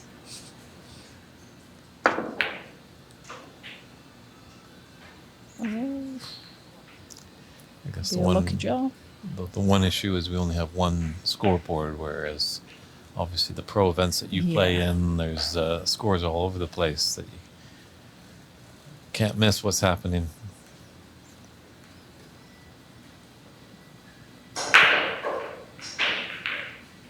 Having to swerve this. Good shot. Good full ball contact then, so just put distance between.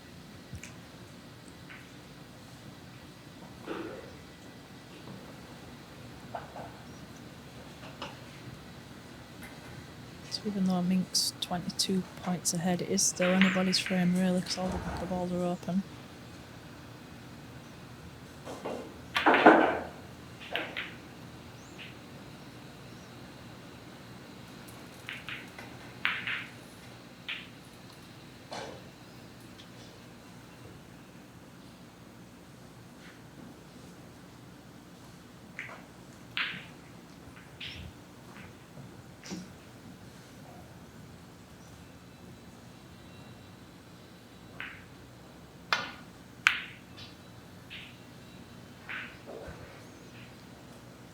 She might have gone for the pot there.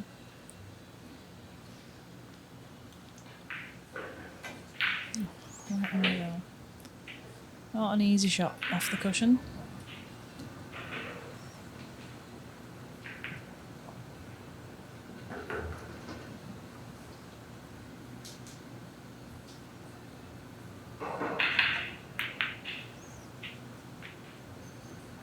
Head's still really nice there. Yeah, both these players, as well as yourself, there's not a lot of movement. It's just that back arm that's on a pivot, swinging back and forth. Yeah, this is a good angle from the side on. So both Yee and Mink have lovely techniques with the cue action, just going back and then into that set position and a finish.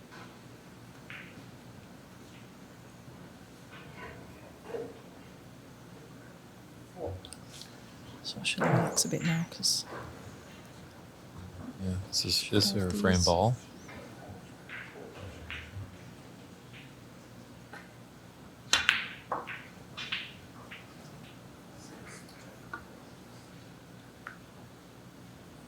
I'll clap for him. Maybe we need an applause button or something like that, where sitcoms have. Actually, I've screwed that a bit.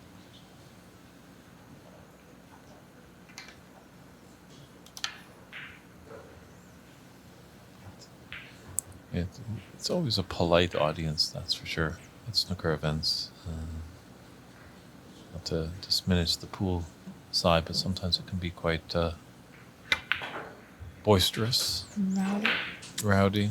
Good. Just watching the Moscone Cup last year and down in Vegas, there was a lot of hooting and hollering. Kind of maybe on lines of the shootout, but that's not traditional snooker. How do you find the shootout? Are you a fan of it? Or? Yeah, it's good. Yeah, I No? love it. It's fun. It's different. Gets new audiences, I think, and yeah, it's exciting. Anybody's frame, and you don't get a chance to think. So that's sometimes a good thing when you're out there. See ball, pot ball.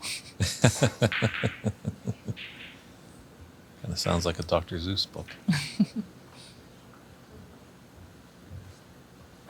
I was just playing pool out there with, I think he said his name was Steve. And I was just potting him, didn't let the cue balls go on anything. And that's a concession there. So Mink is crawling back. She trails 2-1. She's going to take a little comfort break, and we'll step aside for a few short moments. Well, Bex, thanks very much for coming into the booth. Thank you very much for having me in. We'll wish you safe travels all the way back to the lovely Isle of England. Thank you. And what's that store again? Let our viewers know. Q Sports Yorkshire. All right. The website is qsportsyorkshire.co.uk. and I'll see you guys next year, hopefully. Sounds great. And maybe we'll see you in Sheffield in the spring. Oh, yeah, you will. Excellent. Definitely. Thanks a lot, Bex. Take care. Cheers. See All ya. the best.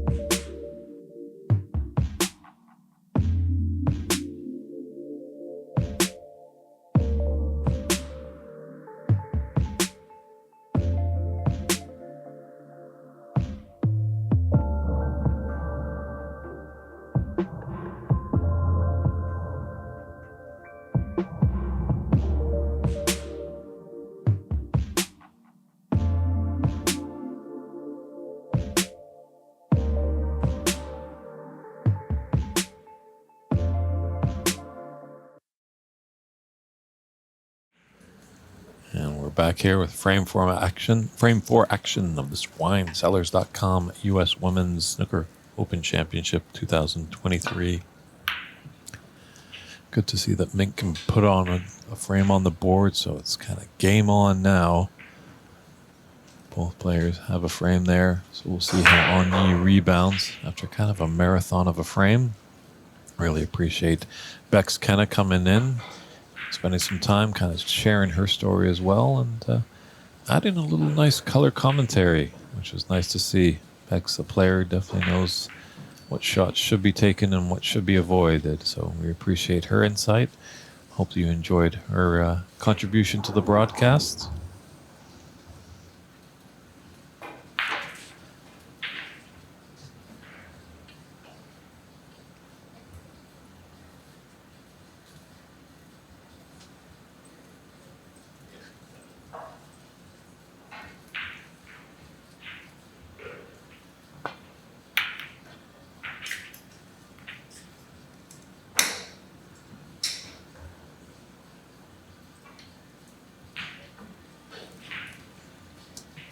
Nice safety shot. There is a red near that left corner. Is this going to be a tempter for Yee to take on? Yeah, I think she goes for this one. Oh, just overcut it. Maybe the first few mistakes have been seen from Yee. A little bit of a switch up of pace after that last frame. Yeah, it definitely would have been something if Yee was to nip that frame. That would have put her up 3-0 and still not have a frame against her. But I mean, she got off to about as fast of a start as you can get in this final. After the two frames, especially the first frame was pretty one-sided. a half century and then a 47 break by Yee.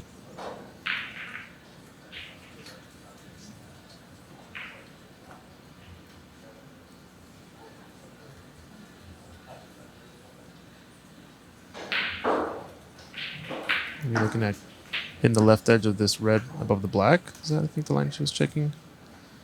It's got kind of a channel goes right along these balls to maybe escape up table. Opting to choose a different one. I think thinning the right of the red, just left of the pack. That also works. It's very common, I think, at this point too, when the players start to block off sort of these balls right here by just getting to the left side of this line on their safety play. That way, when the cue ball's there, they can't really escape off of the easy side, since the right half of the table's very wide open.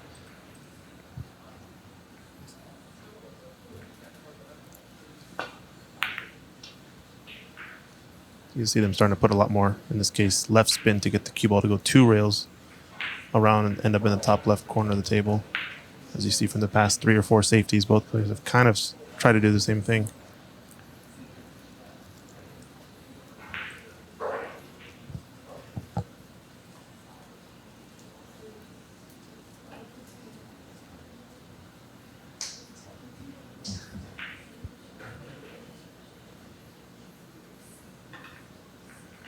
And you might just be taking the left side of this red that's close to the top left corner pocket.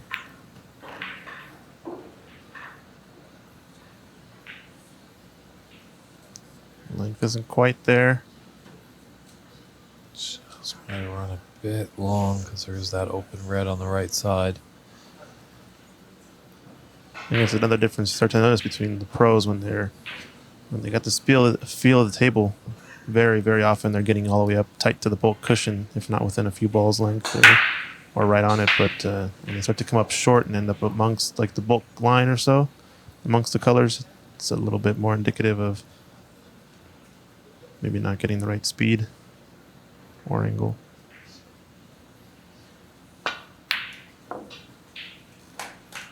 Wow. That's a good opener.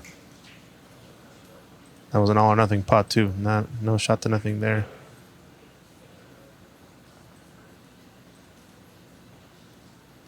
I think actually she can get the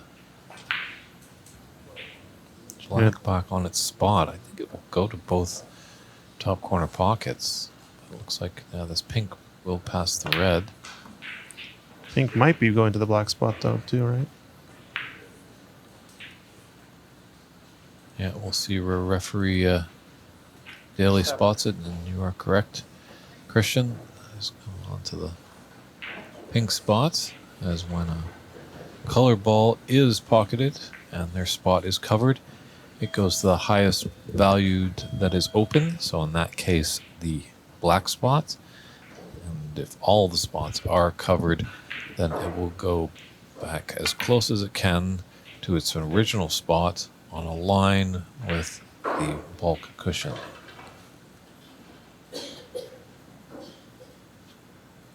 Sometimes those can be quite tricky for the referee, especially when the pink goes down and the pink and black and all the other spots are covered, and there's a lot of reds open up around the pink spot. He has to really kind of work his magic to get in there and spot the ball.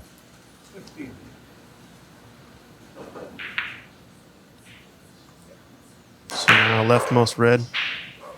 Come up, probably play for the blue. It looks like the black took the spot on the brown spot way up table, so might even be another option depending on how far she goes.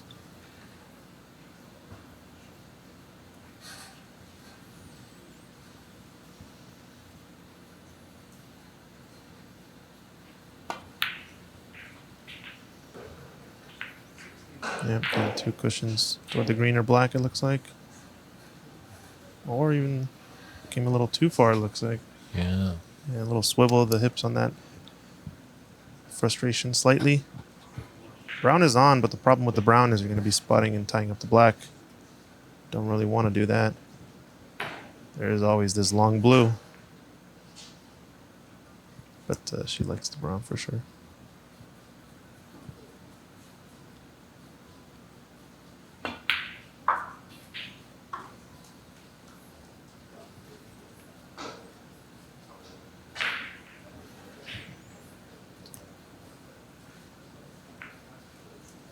And just as I was alluding to that rule here is Dave Daly with the steadiest hand in the room. I'm sure that that round ball is exactly where it needs to be respotted. But as you said, Christian, that is going to tie up the black and tie up the brown.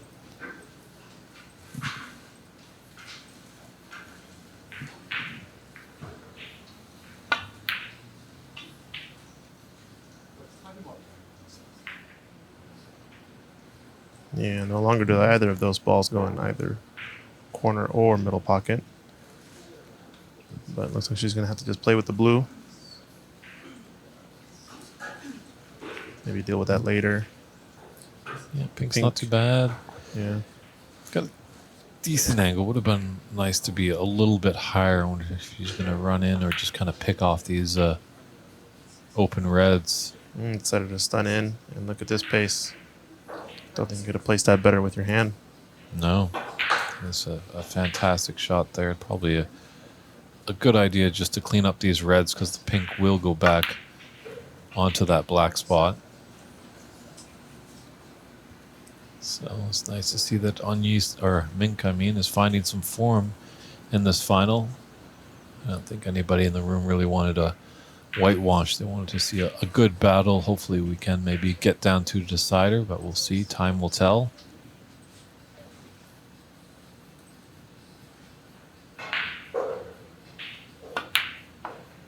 Oh, sorry about that.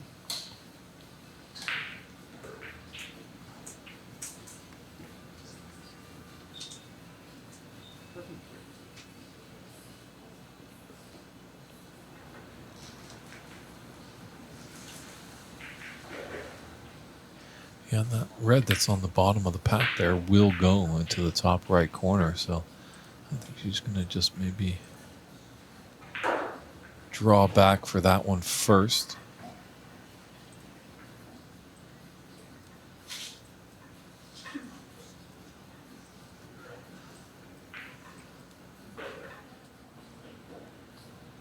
Yeah, definitely enough angle to run into these.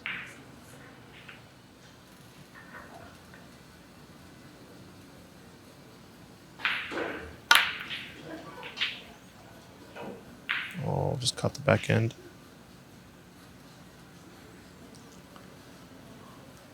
And as we were alluding to last frame with Bex, just make sure of that colored ball. That's could be 6 valuable points as the frame grows longer. Mink is still at the table and able to put her cue ball where she wants to.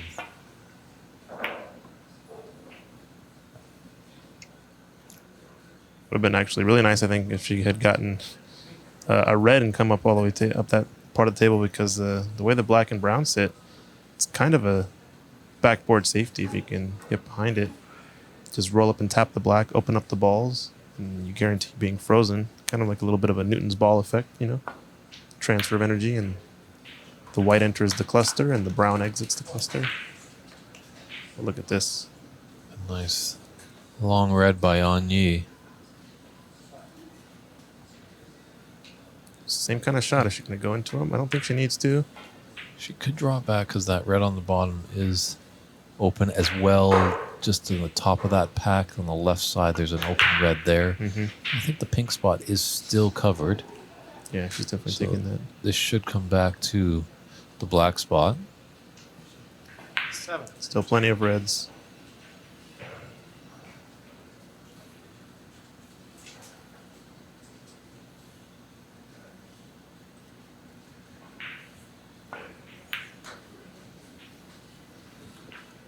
It's pretty good at that little drag shot. I've noticed that a few times. Almost looks like what you would call like a decel, but it kind of just still gets through the ball, and the backspin just slows it down. What it does is it helps guarantee that line is nice and straight off of the cue, as opposed to when you just kind of roll it and tap the ball. It can get a little weird if you don't hit quite center.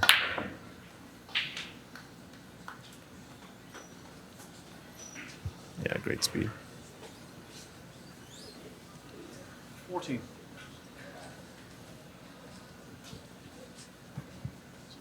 Potential for a steal here.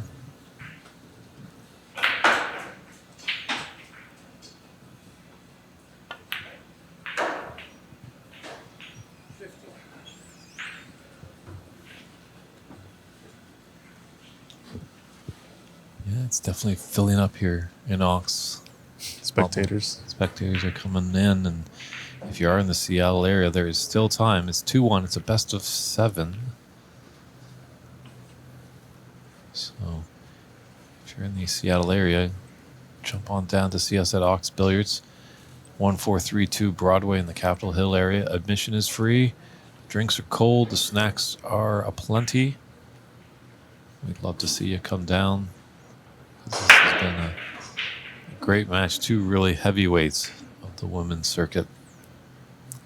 Second and third rank players. Yeah, you don't really get much better of a matchup unless you include the number 1, I guess. Just missed the yeah. punch. Same kind of shot from earlier as Mink. Not sure if it's the slickness of the cloth. They are playing a super fine as opposed to number 10, so ball's sliding a lot more before they really catch the spin. So maybe less reactive than what they're used to on the tour. But still, Well, maybe she's got cover with that brown and black. definitely does. Let's put the pressure on Mink to make a good safety, because that red is definitely a sitter on the top right corner.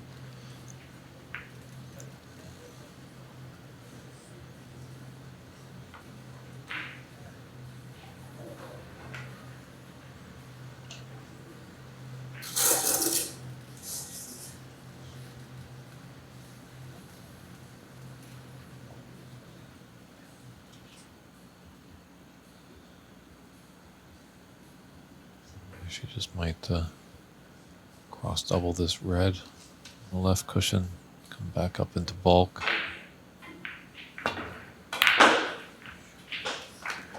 Oh no, just went for that shot. Whoa. Incredible. It's the one thing that Mink has definitely been able to pull out is the tough shot in the toughest of moments.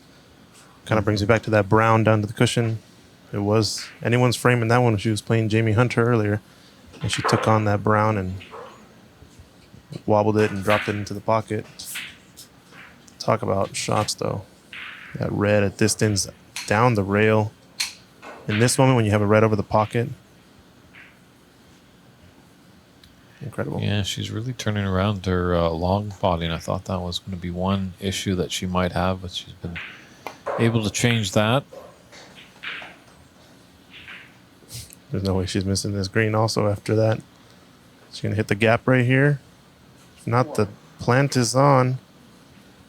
Ooh, she might have gone. Oh, that's a bit difficult. Oh, this top right corner pocket, I think she wants to take it in a back alley and rough it up a little bit. Has not been kind to Mink in this match. Just kind of eyeing the plant right there. It's the story of the tournament for her has been this corner pocket, right? Mm-hmm.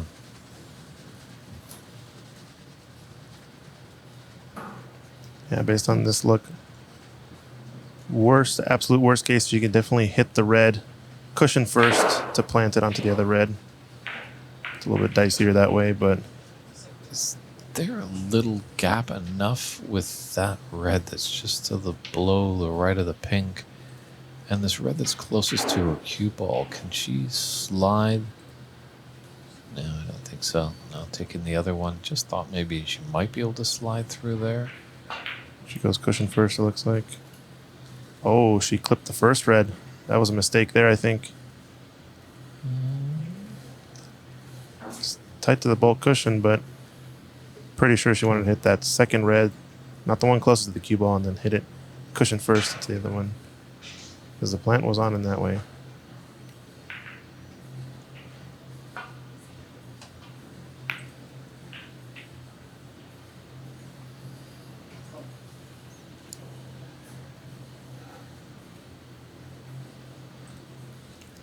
Seems like this frame is going to get pretty close, so it might have to come down to this clustered brown and black.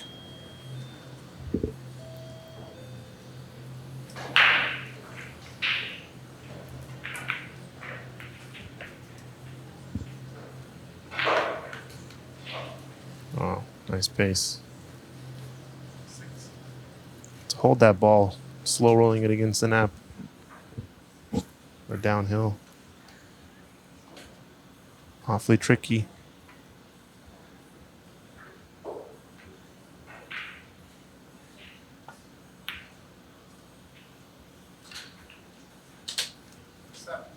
Yeah, the pink spot is still covered. You cannon these balls now. You play for the red up table. I think you just come stun this pink into the side because you got that bottom red of the two into the top left corner pocket. Don't know. I think she needed to cannon them. But now the pink is going to come back on its spot. Yeah, no luck. 13. Don't think she'll take the plant on. Probably safety here behind the black-brown cluster, it looks like. She could also take this pawn on, but probably too aggressive.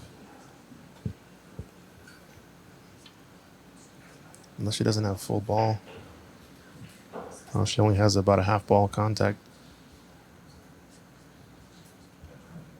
Don't know if she goes... She definitely doesn't go rail first. So I think it's a bit too far away from the cushion. So it might be going offensive, actually. Nope, just a separation safety. Nice shot.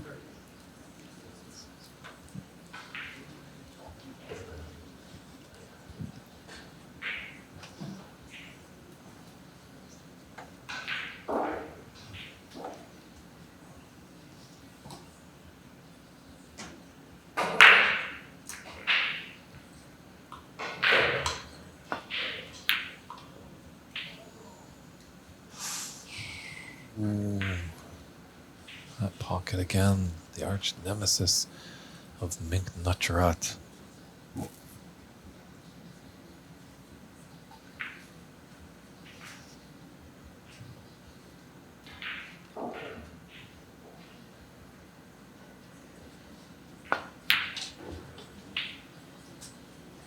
Both players struggling with that corner pocket.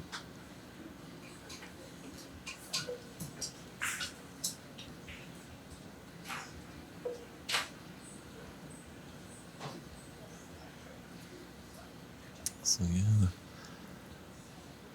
the last two frames haven't been as swiftly flowing as the first two.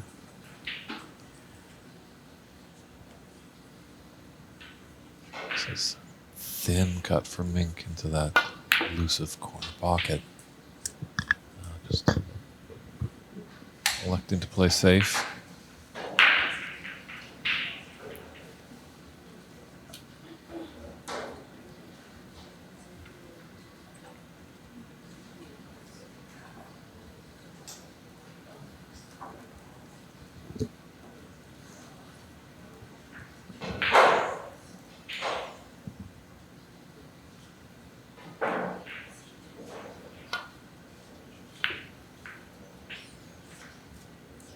Play for the double.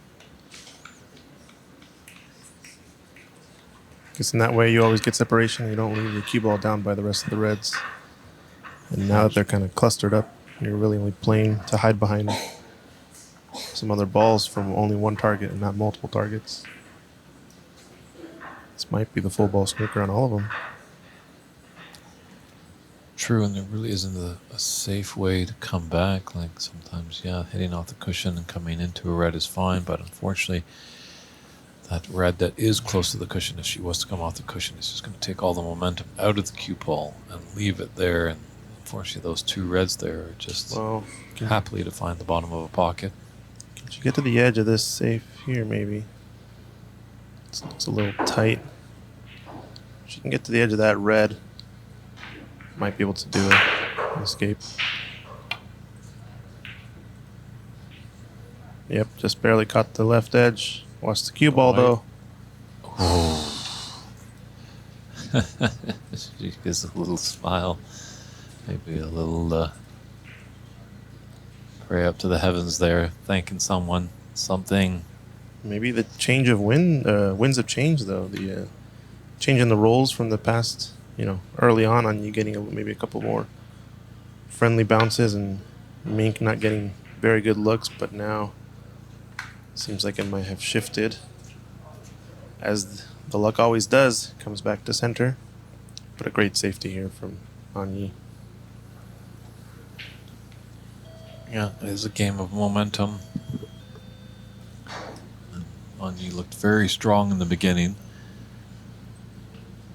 It was rather quite a steal at the end. It was a black ball frame in the second one, so it kind of really could have gone either way. Mink did have a long pot on, gave it all the hope in the world, and was just really unlucky, actually, that the black ball finished off right over top of the pocket for an easy frame victory for Yee in frame 2. And Mink has led the third frame and fought off a charge by Yee late. And Mink is also leading this one. Yee with the initiative, though, so far, having better opportunities, getting separation, but I think she's left a chance here.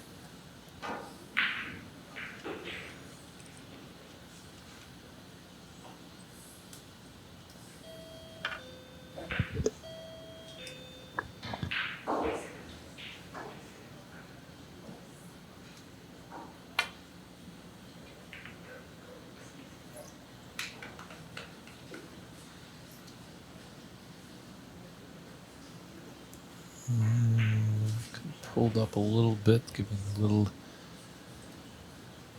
sniff of the red there for Yee.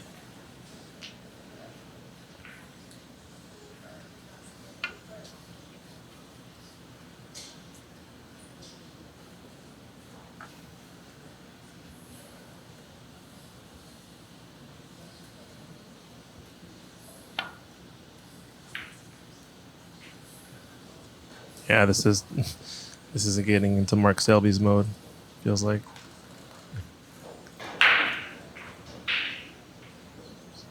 Yeah, we knew it was going to probably be a bit free-flowing at the beginning of the match. You know, best of 7 can kind of chance your arm a little bit more in the early stages, but as we get going, it's going to tighten up. And if Mink is to take this frame, it could get really tight for the final push, because then it will be a best of 3. Yeah, but wouldn't we love to see that? A decider between these two? U.S. Open, second annual? My goodness. We're not there yet, though. Mink has to get this frame. Or Yee. Still, anyone's... Oh.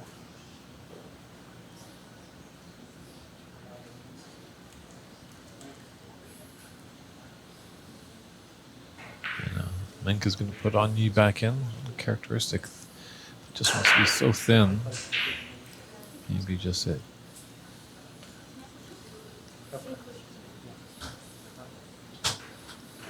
So, both players and referee deliberating over where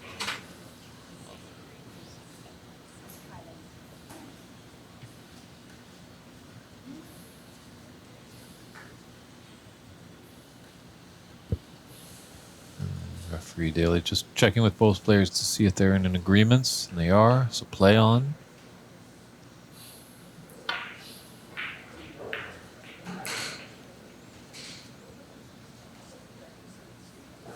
Just gonna get coverage for this red. This is the tough one. I think the pot is on. Depending on how the line looks, is it a shot to nothing? I'm not sure. Can she manage to not cannon into the brown and green with enough screw back?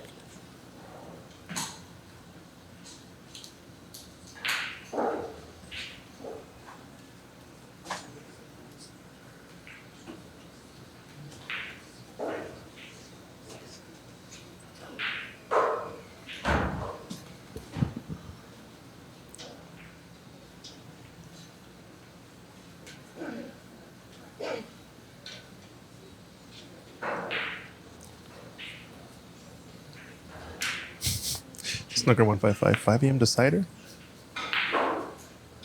Oh, trying to roll up on the black here.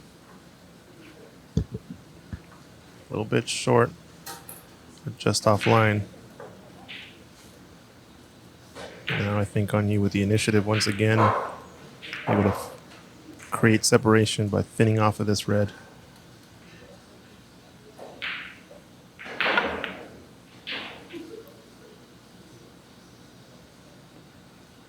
I think she's going to want that one back. Even though it's tight. Yeah. It's close to that top cushion. Not tight on it, but yeah, I think so. I think she would have wanted had that shot again. Just left an opening for Mink. Definitely a long pot. The full 11 feet, 11 inches.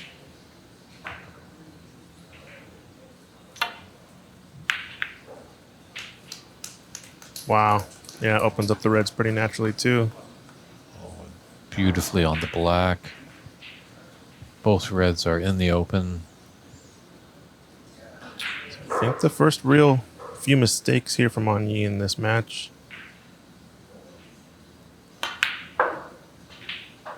Created opportunity for Mink.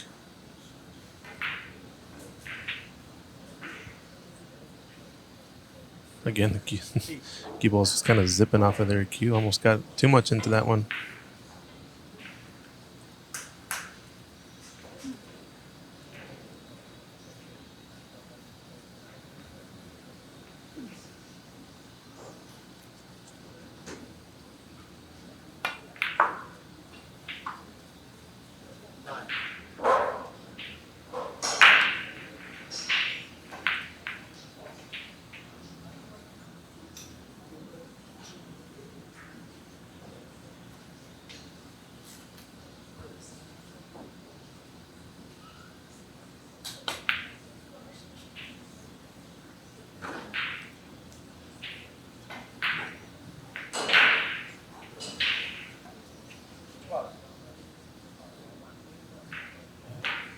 .26 in it, 35. Mink just having a look at the scoreboard.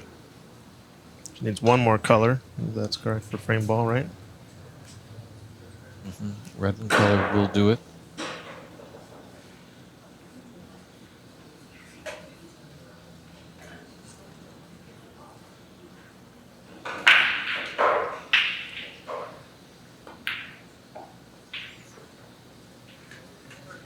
Wow. Great potting. And go on the brown to get behind the yellow.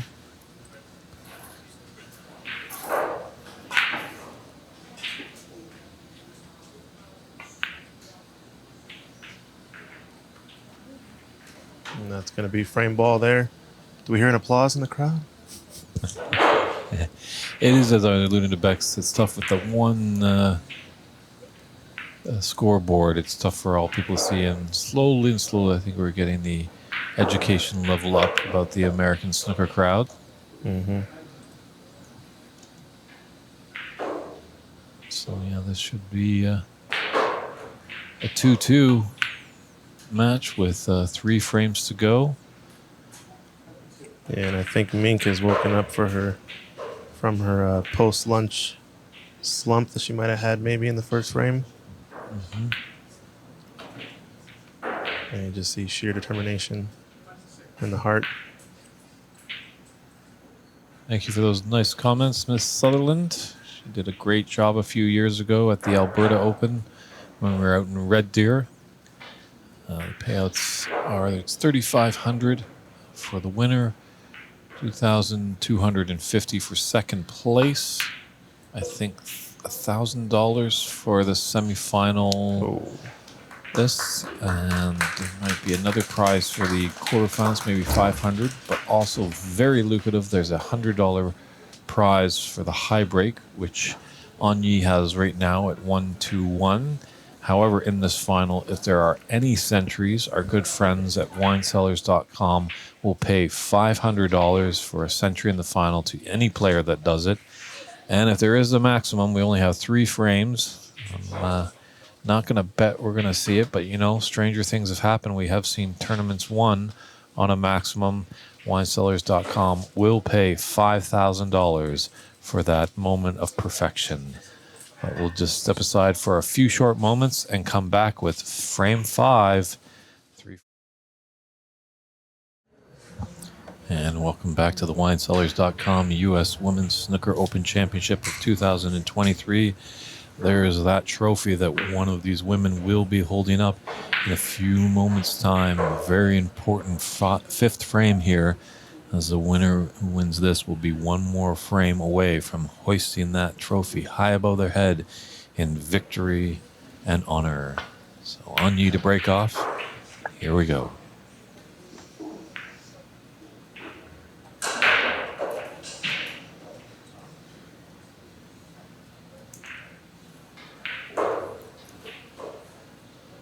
So leveled up to 2-2. Seems like a little bit of momentum shift now in Mink's direction after that last frame. Precisely, yeah. Like she's now riding the wave. She's got to continue on that and just keep pressing and stuff like that, because on Yee's mind's got to be swirling a little bit. She came out guns a-blazing, had a 2-frame advantage. She was looking on her way, but then Mink kind of has rolled back. So on Yee's game plan's got to be take this frame, stop the bleeding, put a stop to the momentum. As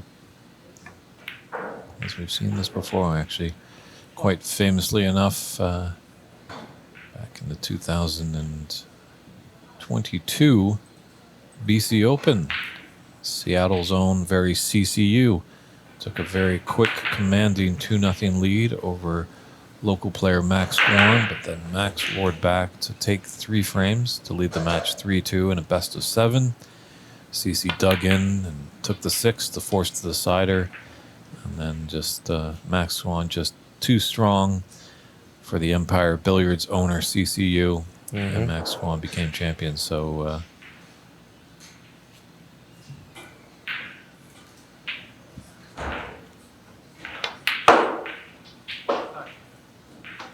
unfortunately, it doesn't look like it's going to happen this time. Snooker 155, turning in all the way from Deutschland. He was maybe predicting a 147. Thank you for your kind words on the lovely trophy.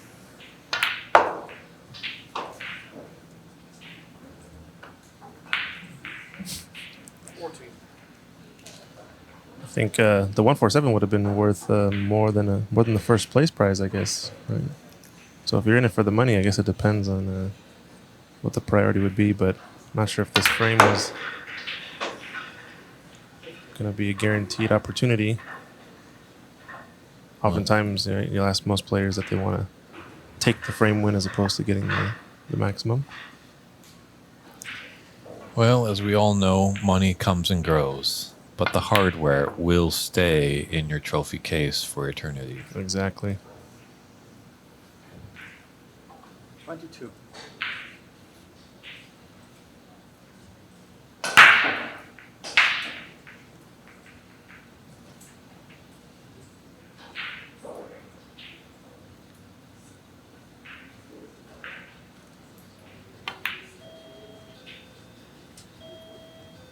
Oh.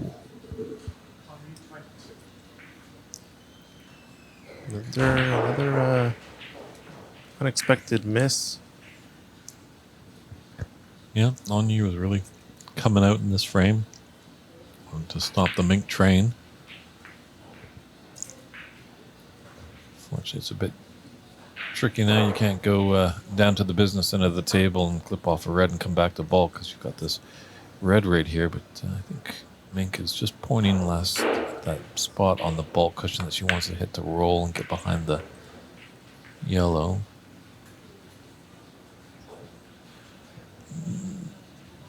There's not a one of that cannon to the blue there. Yeah, looks like this red is on. It was pushed up table. Typically, it's the only one that you would leave on. You're playing a safety like that. Wow, what a pot. On the rail. And just beautifully placed on the black afterwards. So, as we've seen, sometimes that pocket can be a bit annoying in this final, actually. Fortunate enough, it's not a one-pocket game. There's 5 others, but that top right has just been a bit of a pain for both players. I think on Yee a little bit straighter than she would have liked. Slightly hampered by this red means she's going to be playing a simpler forward rolling shot. Play for this lonesome red into the right middle. True, T3, T4. You are correct. The standard is getting closer to the men's side. In fact, actually, Mink is on the main pro tour. Yee was on the tour, and I think that's why she came in really with a fighting attitude. She does want to get back on that tour. As well, Bex Kenna, who's Ox's sponsored player. She was in the booth last frame, and a couple frames ago, she's also on the pro tour.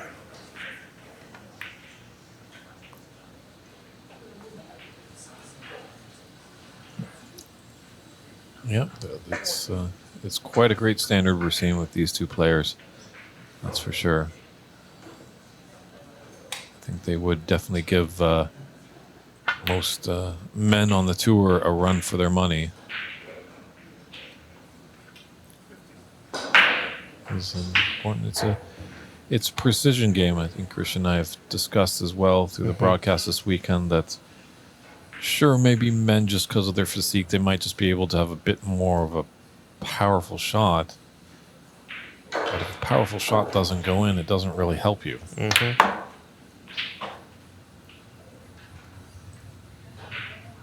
If you can control that cue ball, that's what you want to do. And both these women have shown that they have great ability in doing that.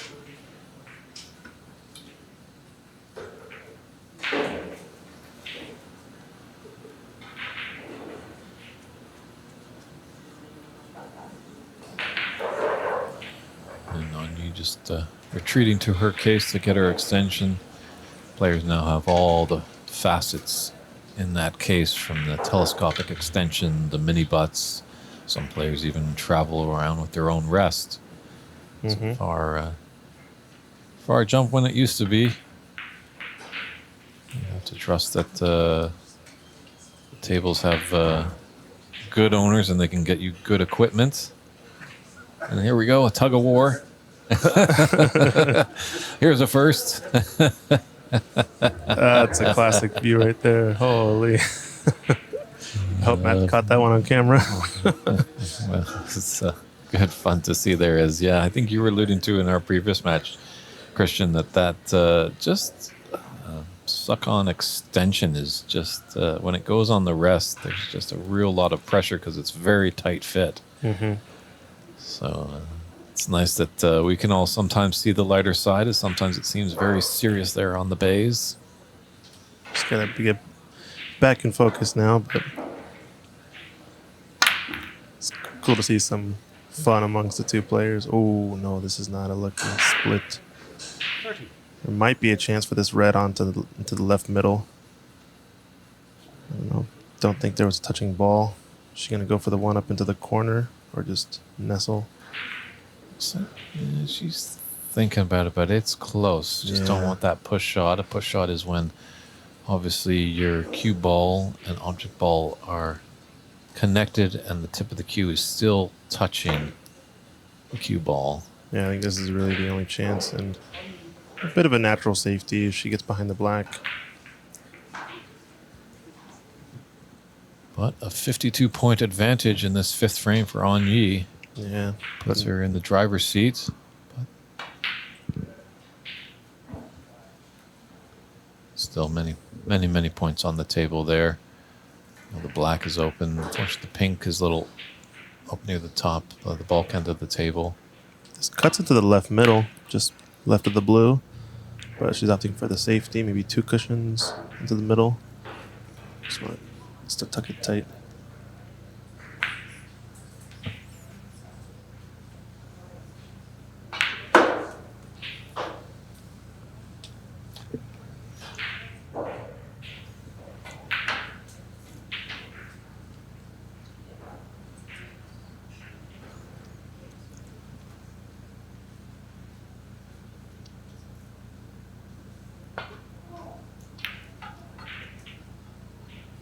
Oh my goodness.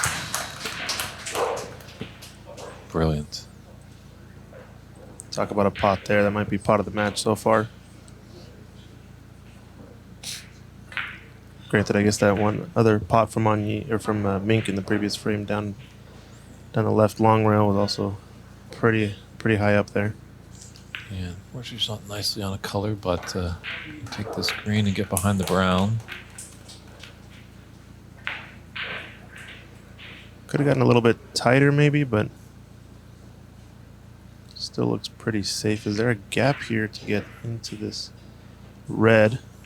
Yeah, that's one thing that's just tough to see from our vantage point, from the cameras, even from our broadcast booth.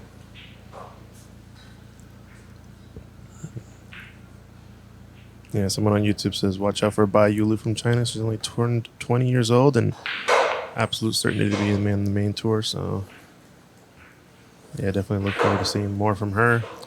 Maybe next year she'll come on. Yes, I think we'd love to have her. And Mink as well, at the young age of 22, has a bright future ahead of her. But as we've seen, it isn't always the youth game. On the pro circuit, there has been some men that are getting up in their age, in the 40s. Mm-hmm. Obviously, that's not that old, but they are still able to win some tournaments. So it's not a youth-driven game. Obviously, when you get older, things do deteriorate, like your eyesight, but there is equipment out there that you can purchase to improve that. I think she might have gotten away with this one. That red that was running loose just managed to bump the one that was snookered by the blue. Might be a plant here with the two reds right below the pink. The only troublesome is there's a little bit of distance between the two reds. It's a natural escape, though, to go up to the bulk end. I think she's going to take it as a two-way. Oh, she didn't run into that red. So, yeah, would have sold a shot out probably, but great plant there from Yee.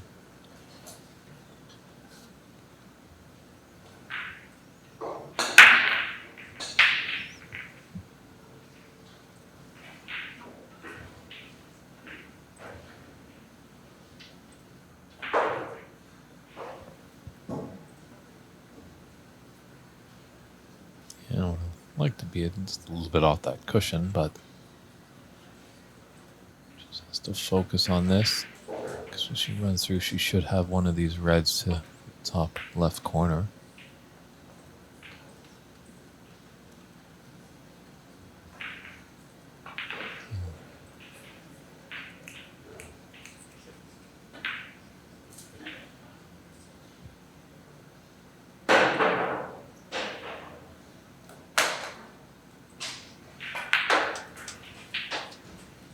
Tough shot coming up here into the top right corner. If she's able to get it, it's going to prove very rewardful.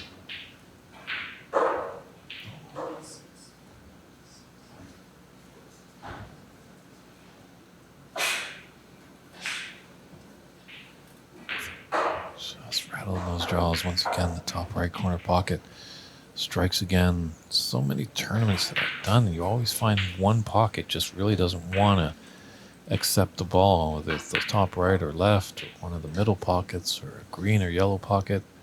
One just has to be a little bit of a nuisance.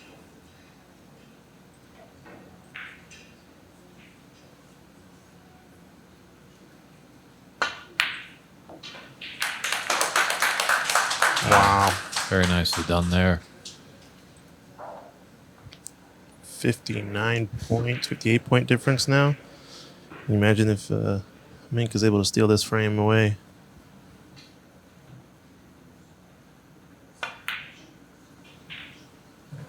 Yeah, it would be huge if she was able to take that frame just a little bit long. I think she wants to be high, though, in the black, no?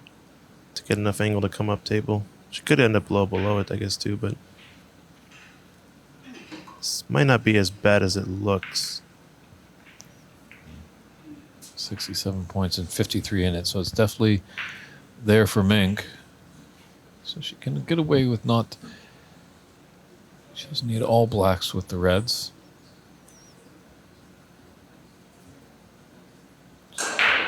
Oh, sorry. Excuse me. I thought she was on the black. That's my bad.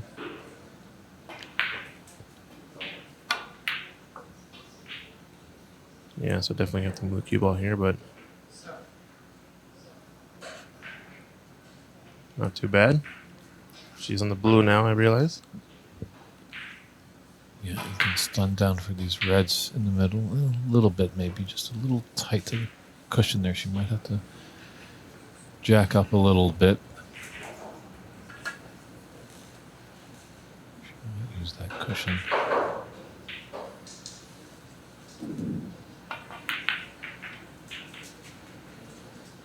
Yeah, 2 rails and then go towards the line of aim. Nice shot there. Definitely. Very nice. Very natural.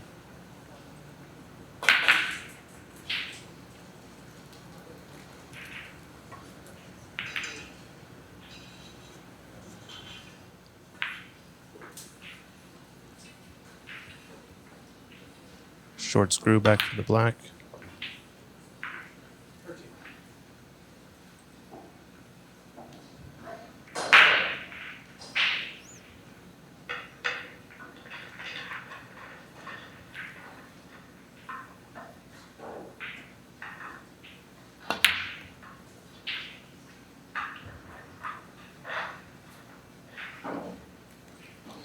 Yeah, once again.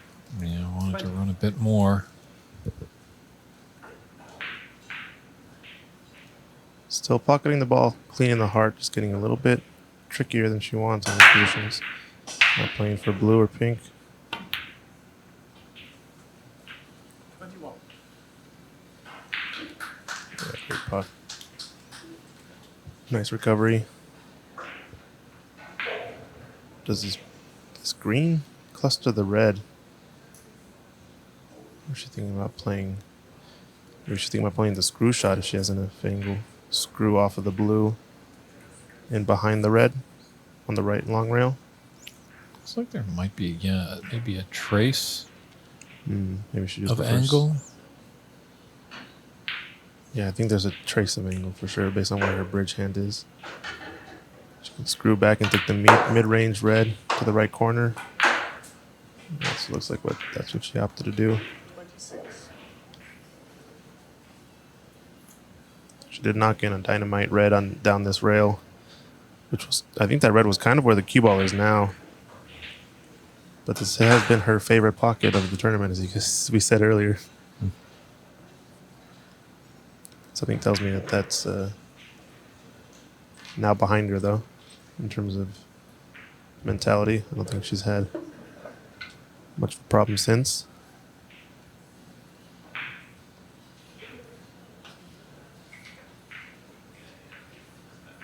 It doesn't have to do a lot to get onto the black.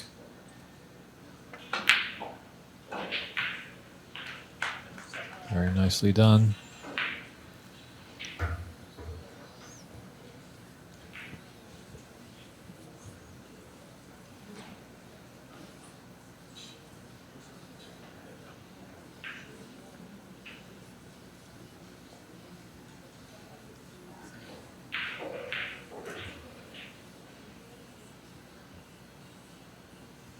Big screw shot coming. Yeah, look at that stroke. And the slight side to send it up table. 34. Great shot. 25 in it, 35 on the table. She's got a stretch out on this one.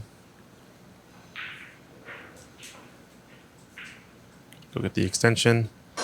Looks like this red does go into the green, or the yellow pocket, top left part of your screen. So probably see her play for pink or blue next, maybe even yellow. It's like she's almost even got a mini butt, actually. It's the size of her palm there. Usually the mini butt's a few more inches than that. Maybe like a little 3-inch butt, right?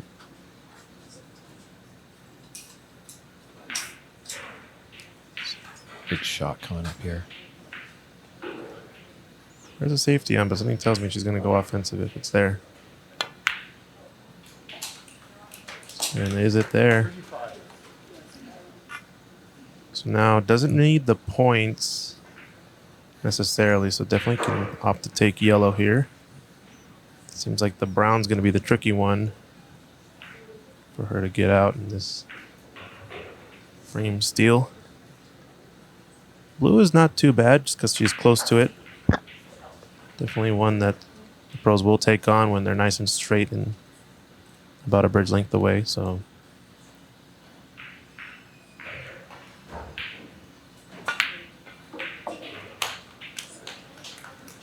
yeah, great pot. 40. Now it's going to be all about the brown. Mm-hmm.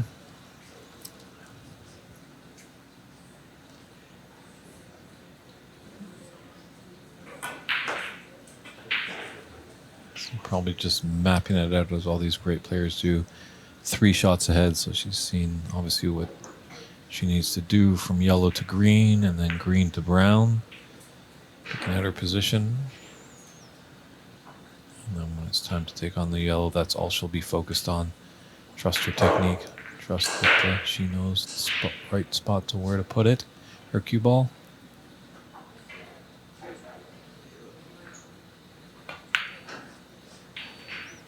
Stunning this. Does she have the angle to actually go into the brown here? If not, we'll definitely be able to get close and get exactly the type of angle she wants for the snooker. Yeah, she's looking to place her cue ball somewhere over here.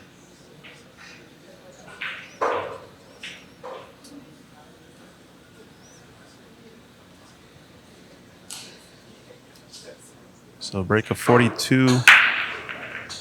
Most likely ending with this green and probably playing the snooker on the brown. Just trying to figure out what angle she likes.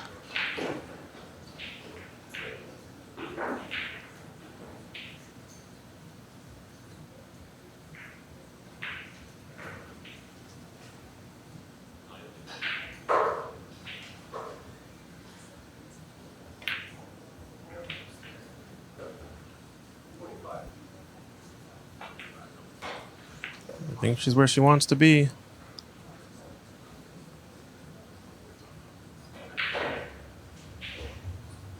Double with the double. I don't think the double is on into the middle. Oh, she might be. No, I think she's queuing to play safe on the pink. That was the pace. That's okay. Incredible shot. Nicely done. Mm-hmm. So good 45 break there by Mink to get her back into this very, very important 5th frame.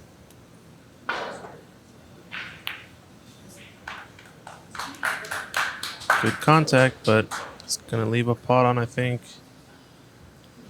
Not going to settle on the bulk cushion, so great safety from Mink. Might let her steal his frame. This would be a massive win. Yeah, the only saving grace is pink to black for Yee. It's going to require some work from Mink. Watch out, cue ball. Looks good.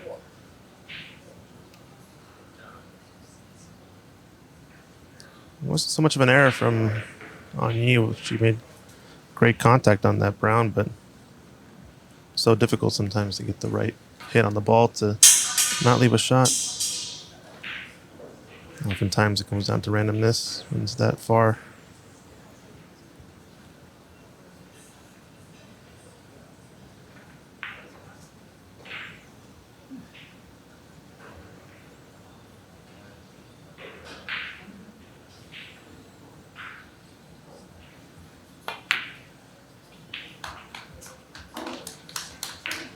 Done that nicely. Yeah, perfect. Got high angle. on that pink.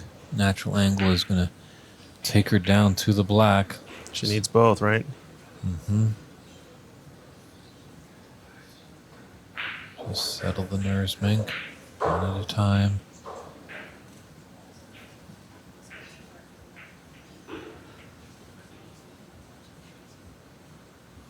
Where is John Virgo when you need him? That's right.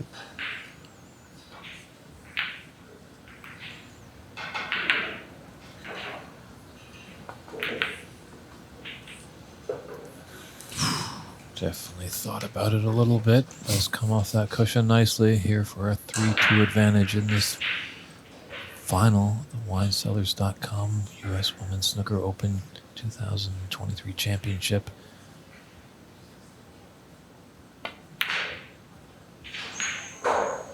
Oh, it rattled. No, but doesn't leave a shot? Think she's okay. Wow. Oh, she makes that so many times. 9 out of 10, that's a shot that goes in for her. But I guess that one, the nerve sometimes, the pressure Wow. might have got to her. Drama, indeed. I thought she would shoot that at pace. I was surprised at the pace she shot it at. Holy. So our second black ball frame. But this one paramount in importance as opposed to the first one back in frame 2.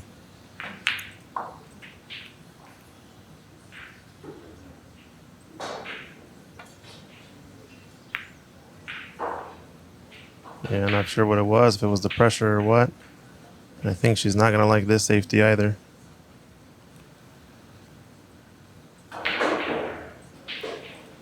Yikes. It's got a chance for Yee.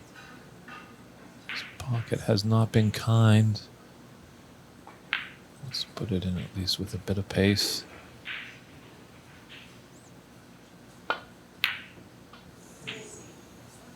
Oh, another miss from Yee. That pocket. And now, Looks like we're going to get a cue ball cleaning, I think. not a bad idea. Just settle your nerves a little bit. Just really focus on what's going on. Even even referee Dave Daly just getting a little nervous with the excitement there. Yeah, maybe I might have kicked. I'm not sure. I didn't really see or hear the contact, but I have to go back and rewatch that shot.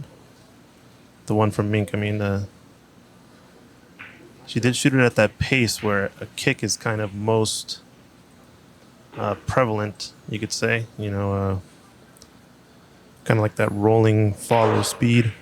When you shoot that ball at pace, typically you're never going to see a kick. So I wonder if that's why she's, getting the cue ball cleaned, and maybe just a mental reset as well. Black is fairly potable for either of these two, so.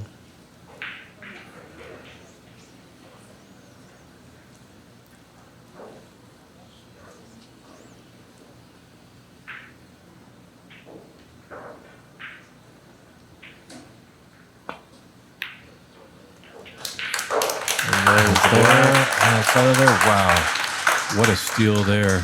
Yee came out guns a-blazing in that fifth frame. Looks like she might have taken the advantage, but Mink came back with a great 45 break and just hung in there, and she takes that fifth frame, so she leads 3-2 in this best of 7 final at the WineCellars.com U.S. Women's Snooker Open Championship of 2023.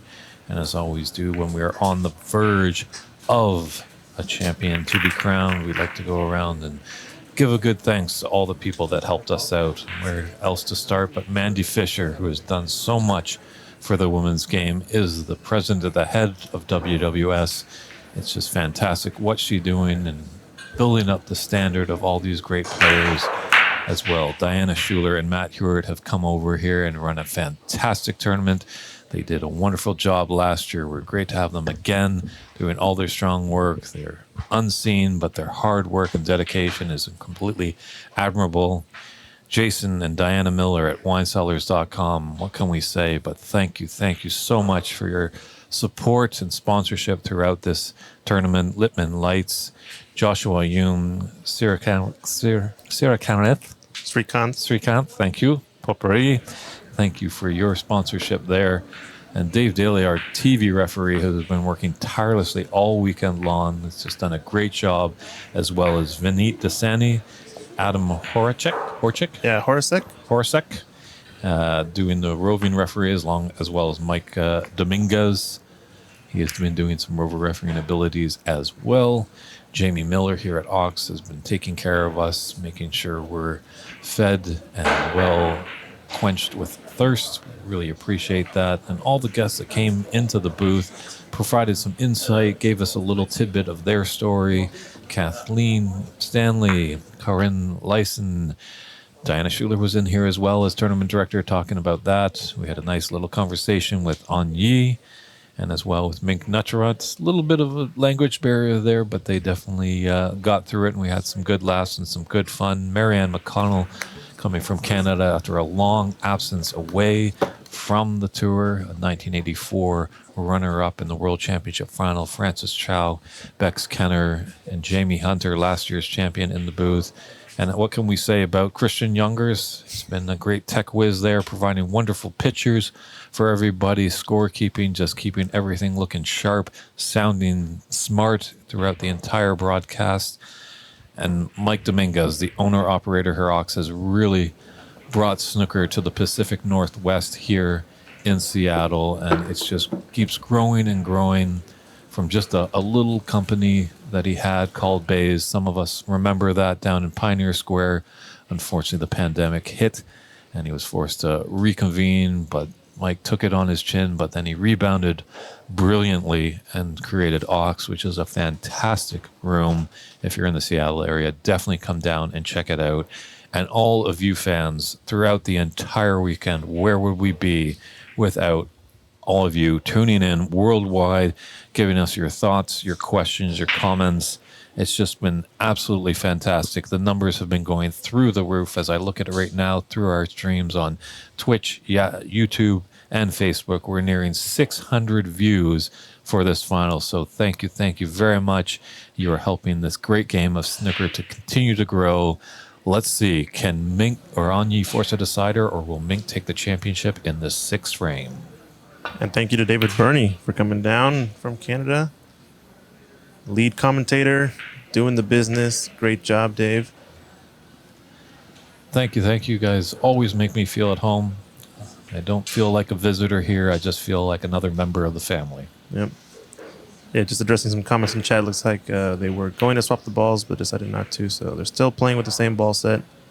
Just wanted to get clean cue ball out there. So no change of balls. Yeah, maybe can find out what happened with that idea. I've never really seen switch of balls mid-match. Yeah, I think they just wanted to get a clean set out there, since it looks like maybe that could have been a kick at the end there, but I think they're going to continue to play with the same set. No sense in changing it. The players are attuned to the weight and speed of this ball set, so...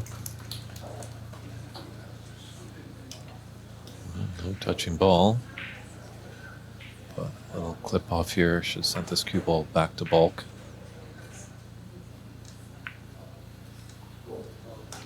Uh-oh. Uh-oh. I'll raise the hand as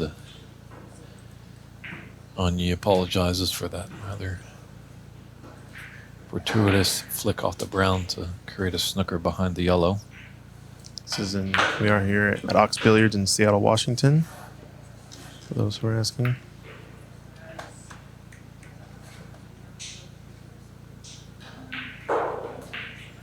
Remind us of what the prize payout is, Dave.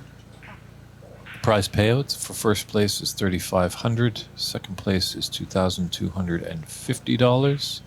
I believe the two semifinalists get $1,000, and maybe the four quarterfinalists might get $500.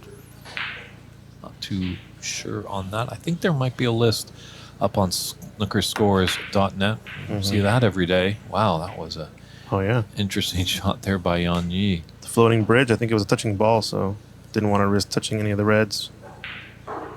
Yeah, Snooker 155 called it. That was a fluker by Yee a few shots ago to get behind the yellow. For those of you who haven't heard, we're coining the new term fluker, the fluked snooker.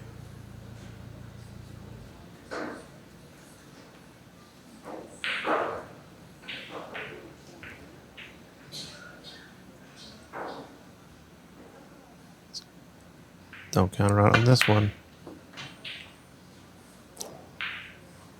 Seen that pot go in multiple times in this tournament, so.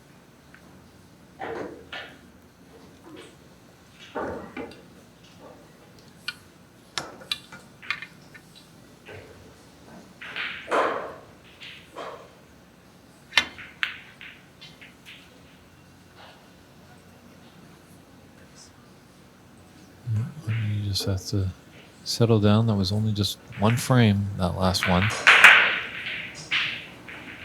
It's a whole new ball game here. It might just be a little bit more tense in her arm, as she knows like one maybe silly mistake could cost her. It definitely didn't come out of the gates as you would expect. Just trailing 2-0, but there's 1-3 on the bounce.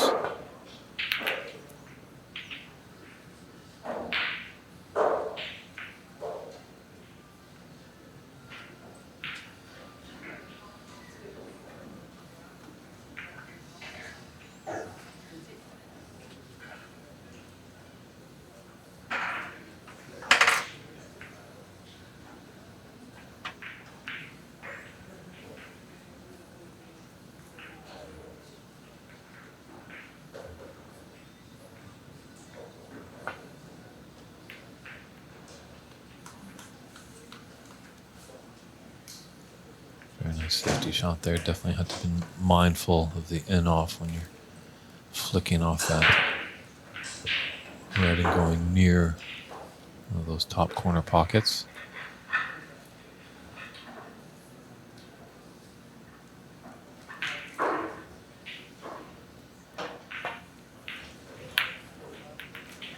Some folks asking if there's many snooker enthusiasts in the U.S. Well, you're definitely going to find some here over at Ox Billiards in the Pacific Northwest of the United States.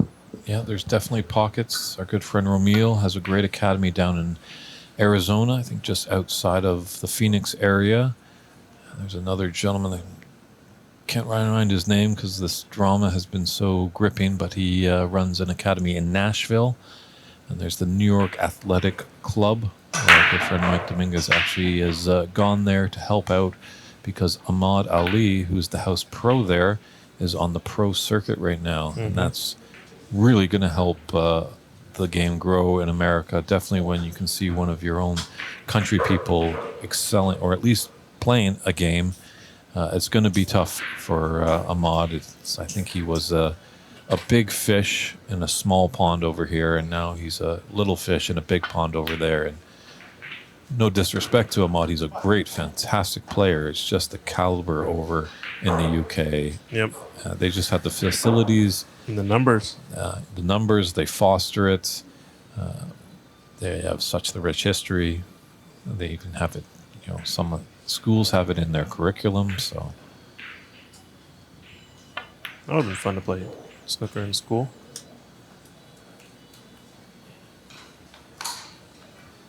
So Yee once again coming out strong out of the gate in the frame. Needs to keep this going. Feels to me like she's also kind of sped up her routine, it looks like, her pre and post shot routine. She's kind of playing a little bit quicker than earlier. I mean, she's kind of trying to get the momentum back on her side.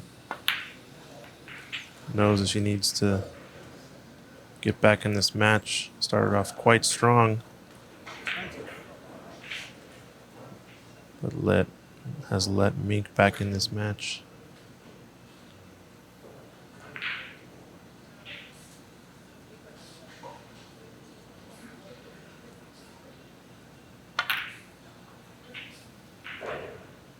Ooh.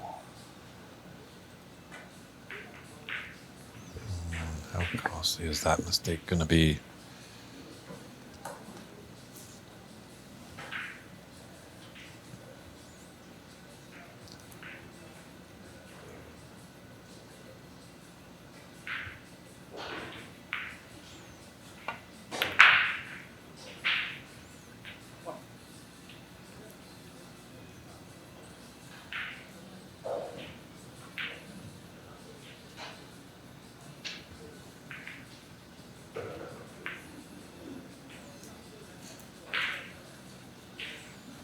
What's really wonderful about this tournament is I think they had about 15 competitors. Some knew each other from last year's tournament, but there was also some new faces. But, quickly all these women became great friends off the table. And they're going to look forward to seeing each other in the future, sharing some great stories. So really, really nice to see.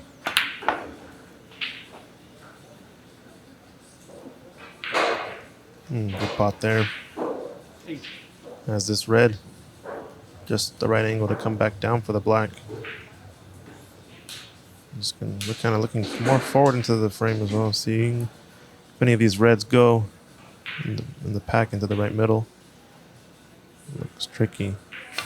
Yeah, folks, I mean, it's actually maybe not a part of the curriculum in the UK, although it might feel like it because of all the rich history, but a lot of up-and-coming stuff. Yep, someone mentioned Luca Brissell, the Belgian Bullet. He was here in Seattle not too long ago, last weekend, for an exhibition.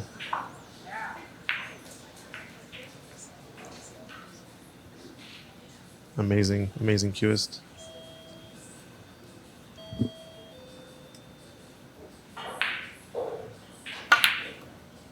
Yes, someone on the chat is mentioning about that. It would be nice to get more of this going in the U.S. and with it not being the Olympics, it does face some hurdles. So that would be a huge win for the game of snooker if it can be in the Olympics, because then it's on the global stage. It would get publicity. People would be able to see it, see what different countries can perform on it. So when we get close to Olympic bid time, ring up your local IOC member and plead, beg, blackmail them. I don't know, whatever you got to do to try and get snooker in the Olympics. Wow. Amazing shot into the left middle there.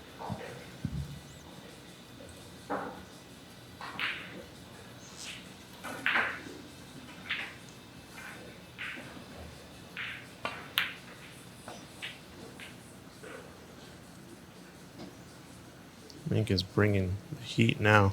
24. Trying to capitalize maximum points against on Yee in this mistake. Yeah, some folks mentioning Neil Robertson, the best cue action in the game. That's what Ronnie will tell you. Yeah, I believe that. What I find most interesting about Neil Robertson's game is how he kind of turns his head to kind of make his dominant eye like right over the cue in the line of shot. Pretty interesting.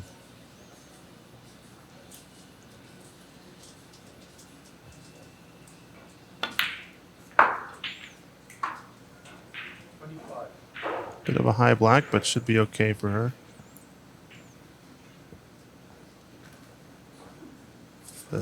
There's a red on in the middle of this bunch. Should definitely be playing for it next.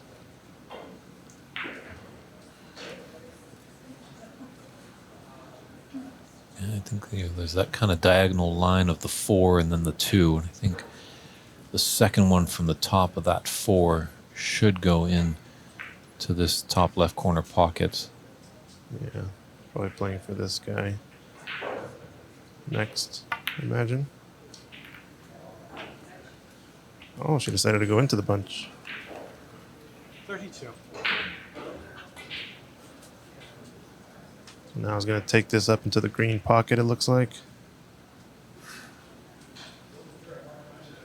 It was fairly natural that high ball run into the pack.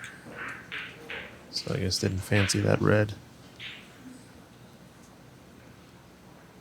It's going to take her a little bit more to the right part of the table, so should be fine to get on the black here. Just has to focus on the pot.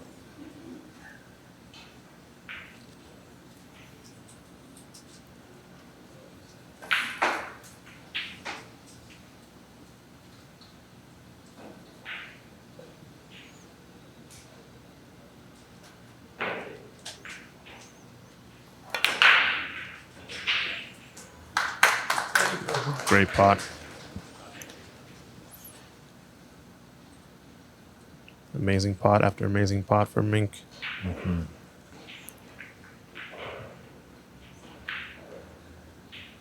Playing snooker with purpose.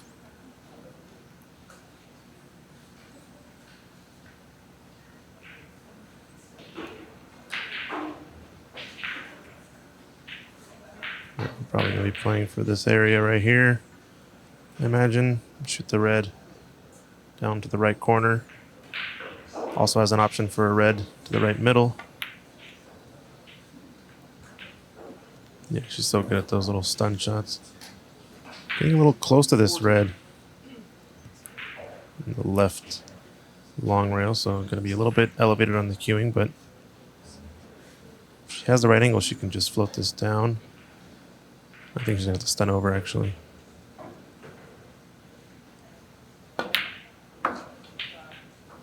Yeah, nice pot. Hey, Canadian Snooker Academy. Thank you, thank you.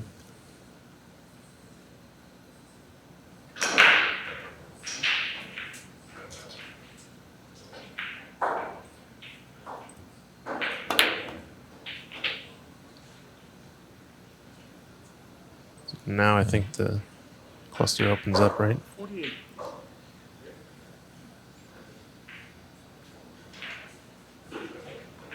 Yeah, she could take this high red. Just seeing if that red below it will go into the top left corner pocket after she takes this red. Potentially pink or blue.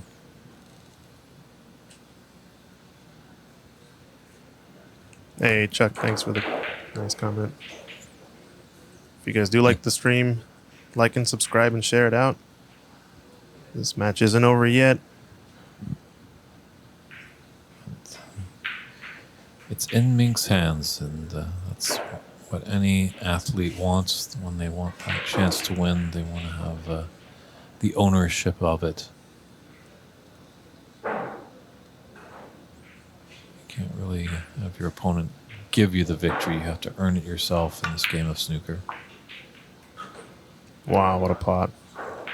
Very nice eye. I did not see that one in the middle. That really opens things up for her too. Oh, I thought that's what. Yeah, I thought that's the one you were talking about. That True, I thought opens up the cluster, right? Yeah, I thought she was going to go maybe for the high one. Didn't know that went through, but She's been making that in the middle all day. she's got the best eyesight, that's for sure. We're up in the broadcast booth. She's right down on the table. So on a break of 56. After the first real opportunity in this frame. From a quick start from Yee, 20 break. It's going to be tricky, though. These two reds don't really go into either corner pocket that are just above the black. It looks like these guys are going to have to get a cannon into them at some point. Granted, one of them, they both go up in the top left corner pocket. Or, sorry, left corner by the bulkhead, the yellow pocket.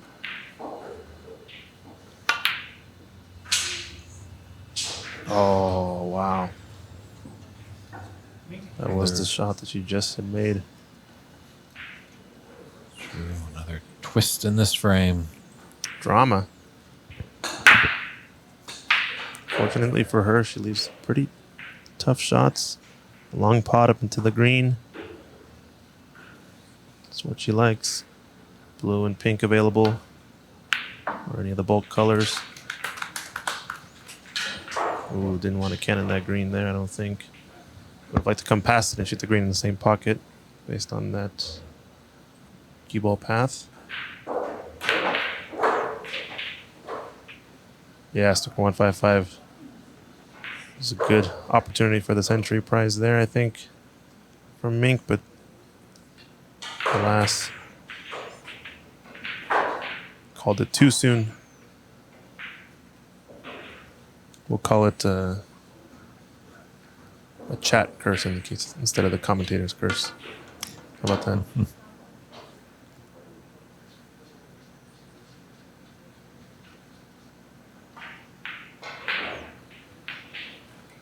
Playing the roll up off of one cushion. Very nicely done.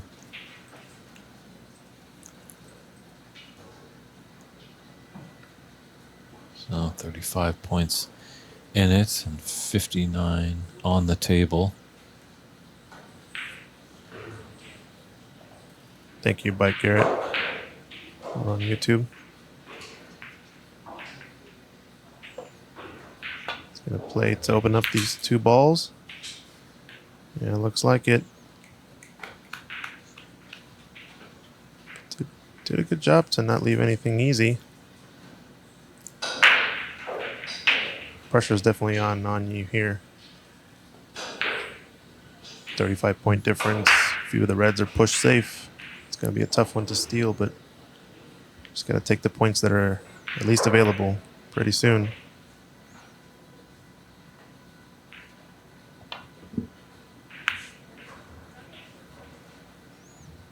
Oh, she likes this brown, though. It's in a good spot for a snooker. Very nicely done. Tap on the table from our opponent. Yeah, as we heard from Onyu when she was in the booth, her focus is taking one shot at a time. Oh, sorry about that.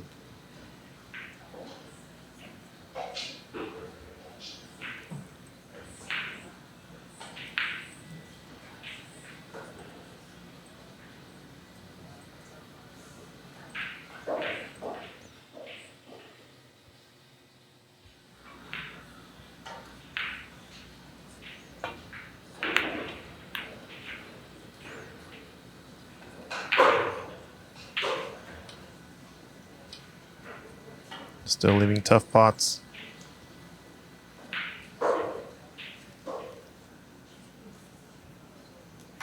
Yeah, Candy's Corner. If you want to send us a message, we can follow up with that.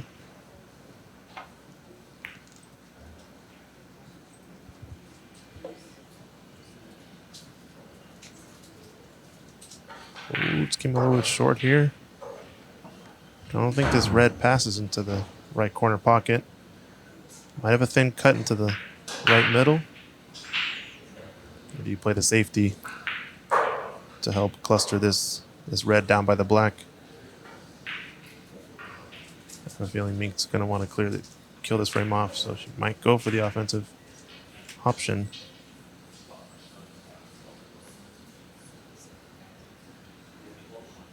Yeah, she'll be weighing all of her options there. Obviously, she'd like to get this frame done and dusted to take the championship. Doesn't really want to force a decider, because sometimes in a decider, all you need is one chance. Wow, that red was on. Incredible. Incredible stuff. Yeah, her long potting has really turned around as the tournament has grown on. You can go ahead, email at Christian at Ox Billiards. That email, Christian at oxbilliards.com for info about the cameras. Wow. Oh, she's checking the score, looks like. How many reds needed for a frame ball? Snooker's required situation. Looks like 36, the difference.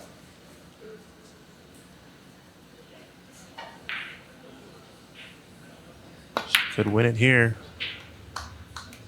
Just trying to figure out if she needs only this red, and I believe it will be enough. Came a little bit short of pace, though.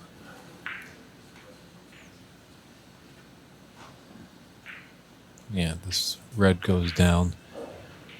Should be ahead by 44. Mm-hmm. And 43 will be on the table. She'll also be on a colored, so... I believe she wants to make another color at least, though, because you better believe Anya will be coming back to the table if there's only 1 point needed. But don't know if she's going to get the chance here.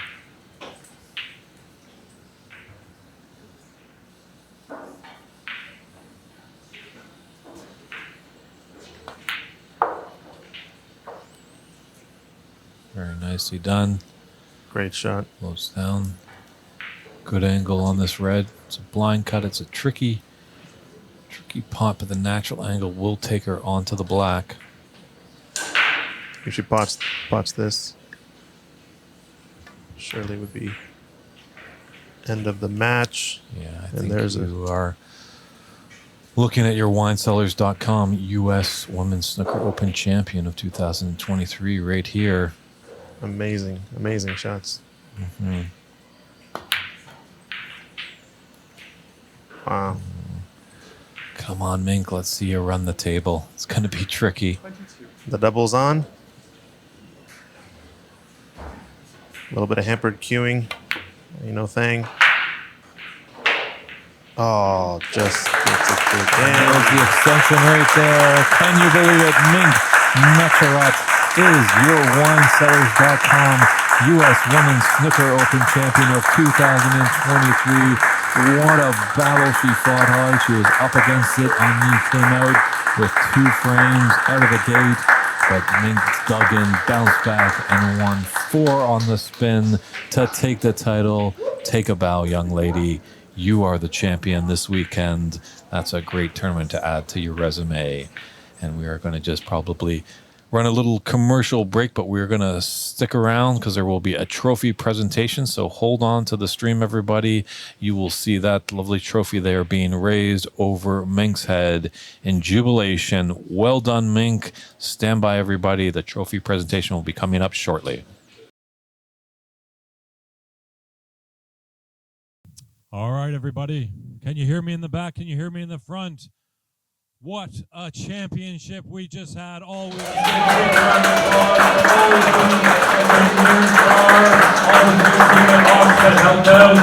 think we were missing, I think, was just a decider, but that was lots of fun. Hope you guys all enjoyed it. What's that, Jamie? We'll make it up to you. Don't worry about that.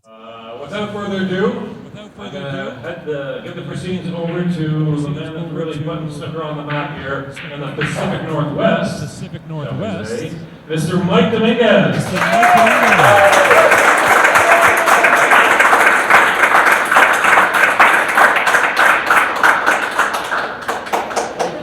Thank you everyone for coming. This has been an amazing tournament.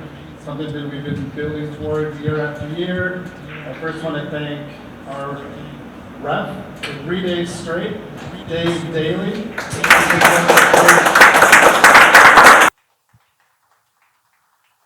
Your dogs must be tired. We'll get you some beer really soon. I also want to thank David Burney and Christian Youngers.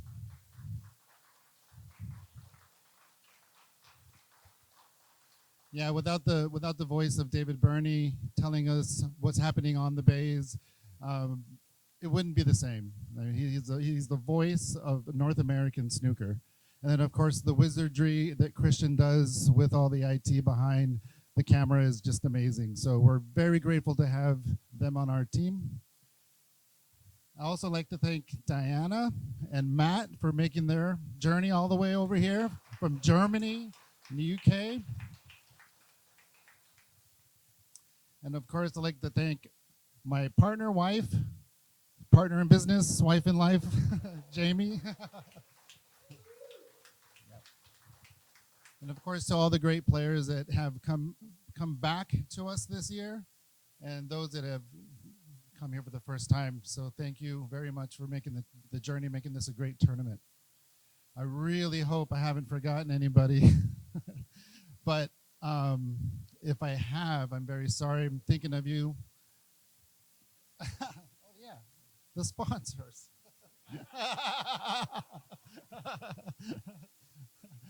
So Jason and Diana, if you're listening or watching, thank you very much. Winecellars.com, the title sponsor. Thank you, thank you. And of course, Littman Lights that are illuminating these beautiful tables. Thank you so much for your sponsorship as well. And then we have Mr. Yoon. Is Mr. Yoon still in the room? Well, thank you for being a gold sponsor. And they have Mr. Srikanth. Is Srikanth in the room? Thank you as well. If you're watching on the stream, thank you very much for your sponsorship. We really needed the sponsorship to make this what it was. And you guys came through for us. Thank you so much.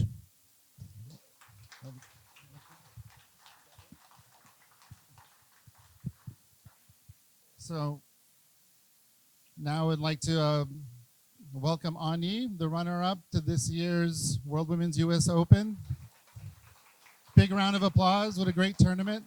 Thank you. Thank you for coming.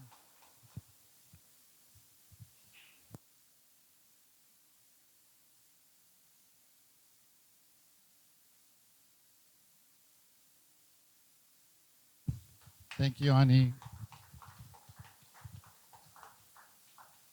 Is it good? Test, test.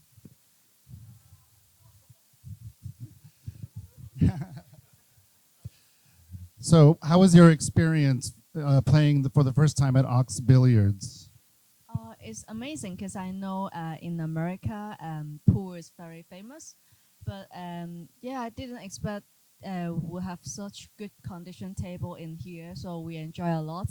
And yeah, I enjoy this tournament as well, especially for thank you for the thank you for the hospitality. Thank you.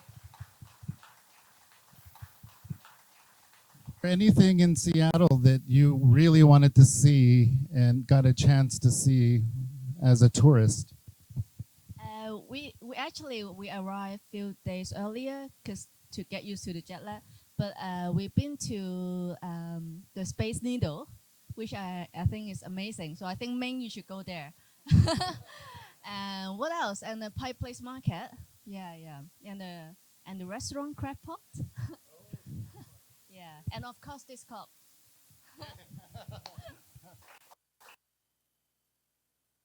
Thank you. All right, and the player of the weekend, let's welcome the champion of the 2023 U.S. Women's Snooker Open, Mink.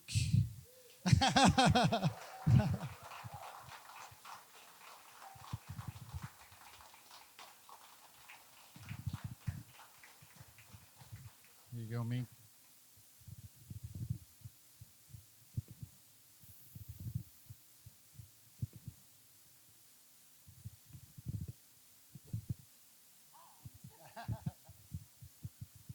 So, Mink, I've been wanting to ask you this since, day 2? Were you really gunning for that high break? Did you see it happening before? I tried to clear that time, but yeah, I'm very excited when I play that shot. Yeah. Nothing against Ani, but we were all rooting for an amazing break, and I loved how you kept trying that shot after. I think you tried to. So, how was your time in Seattle?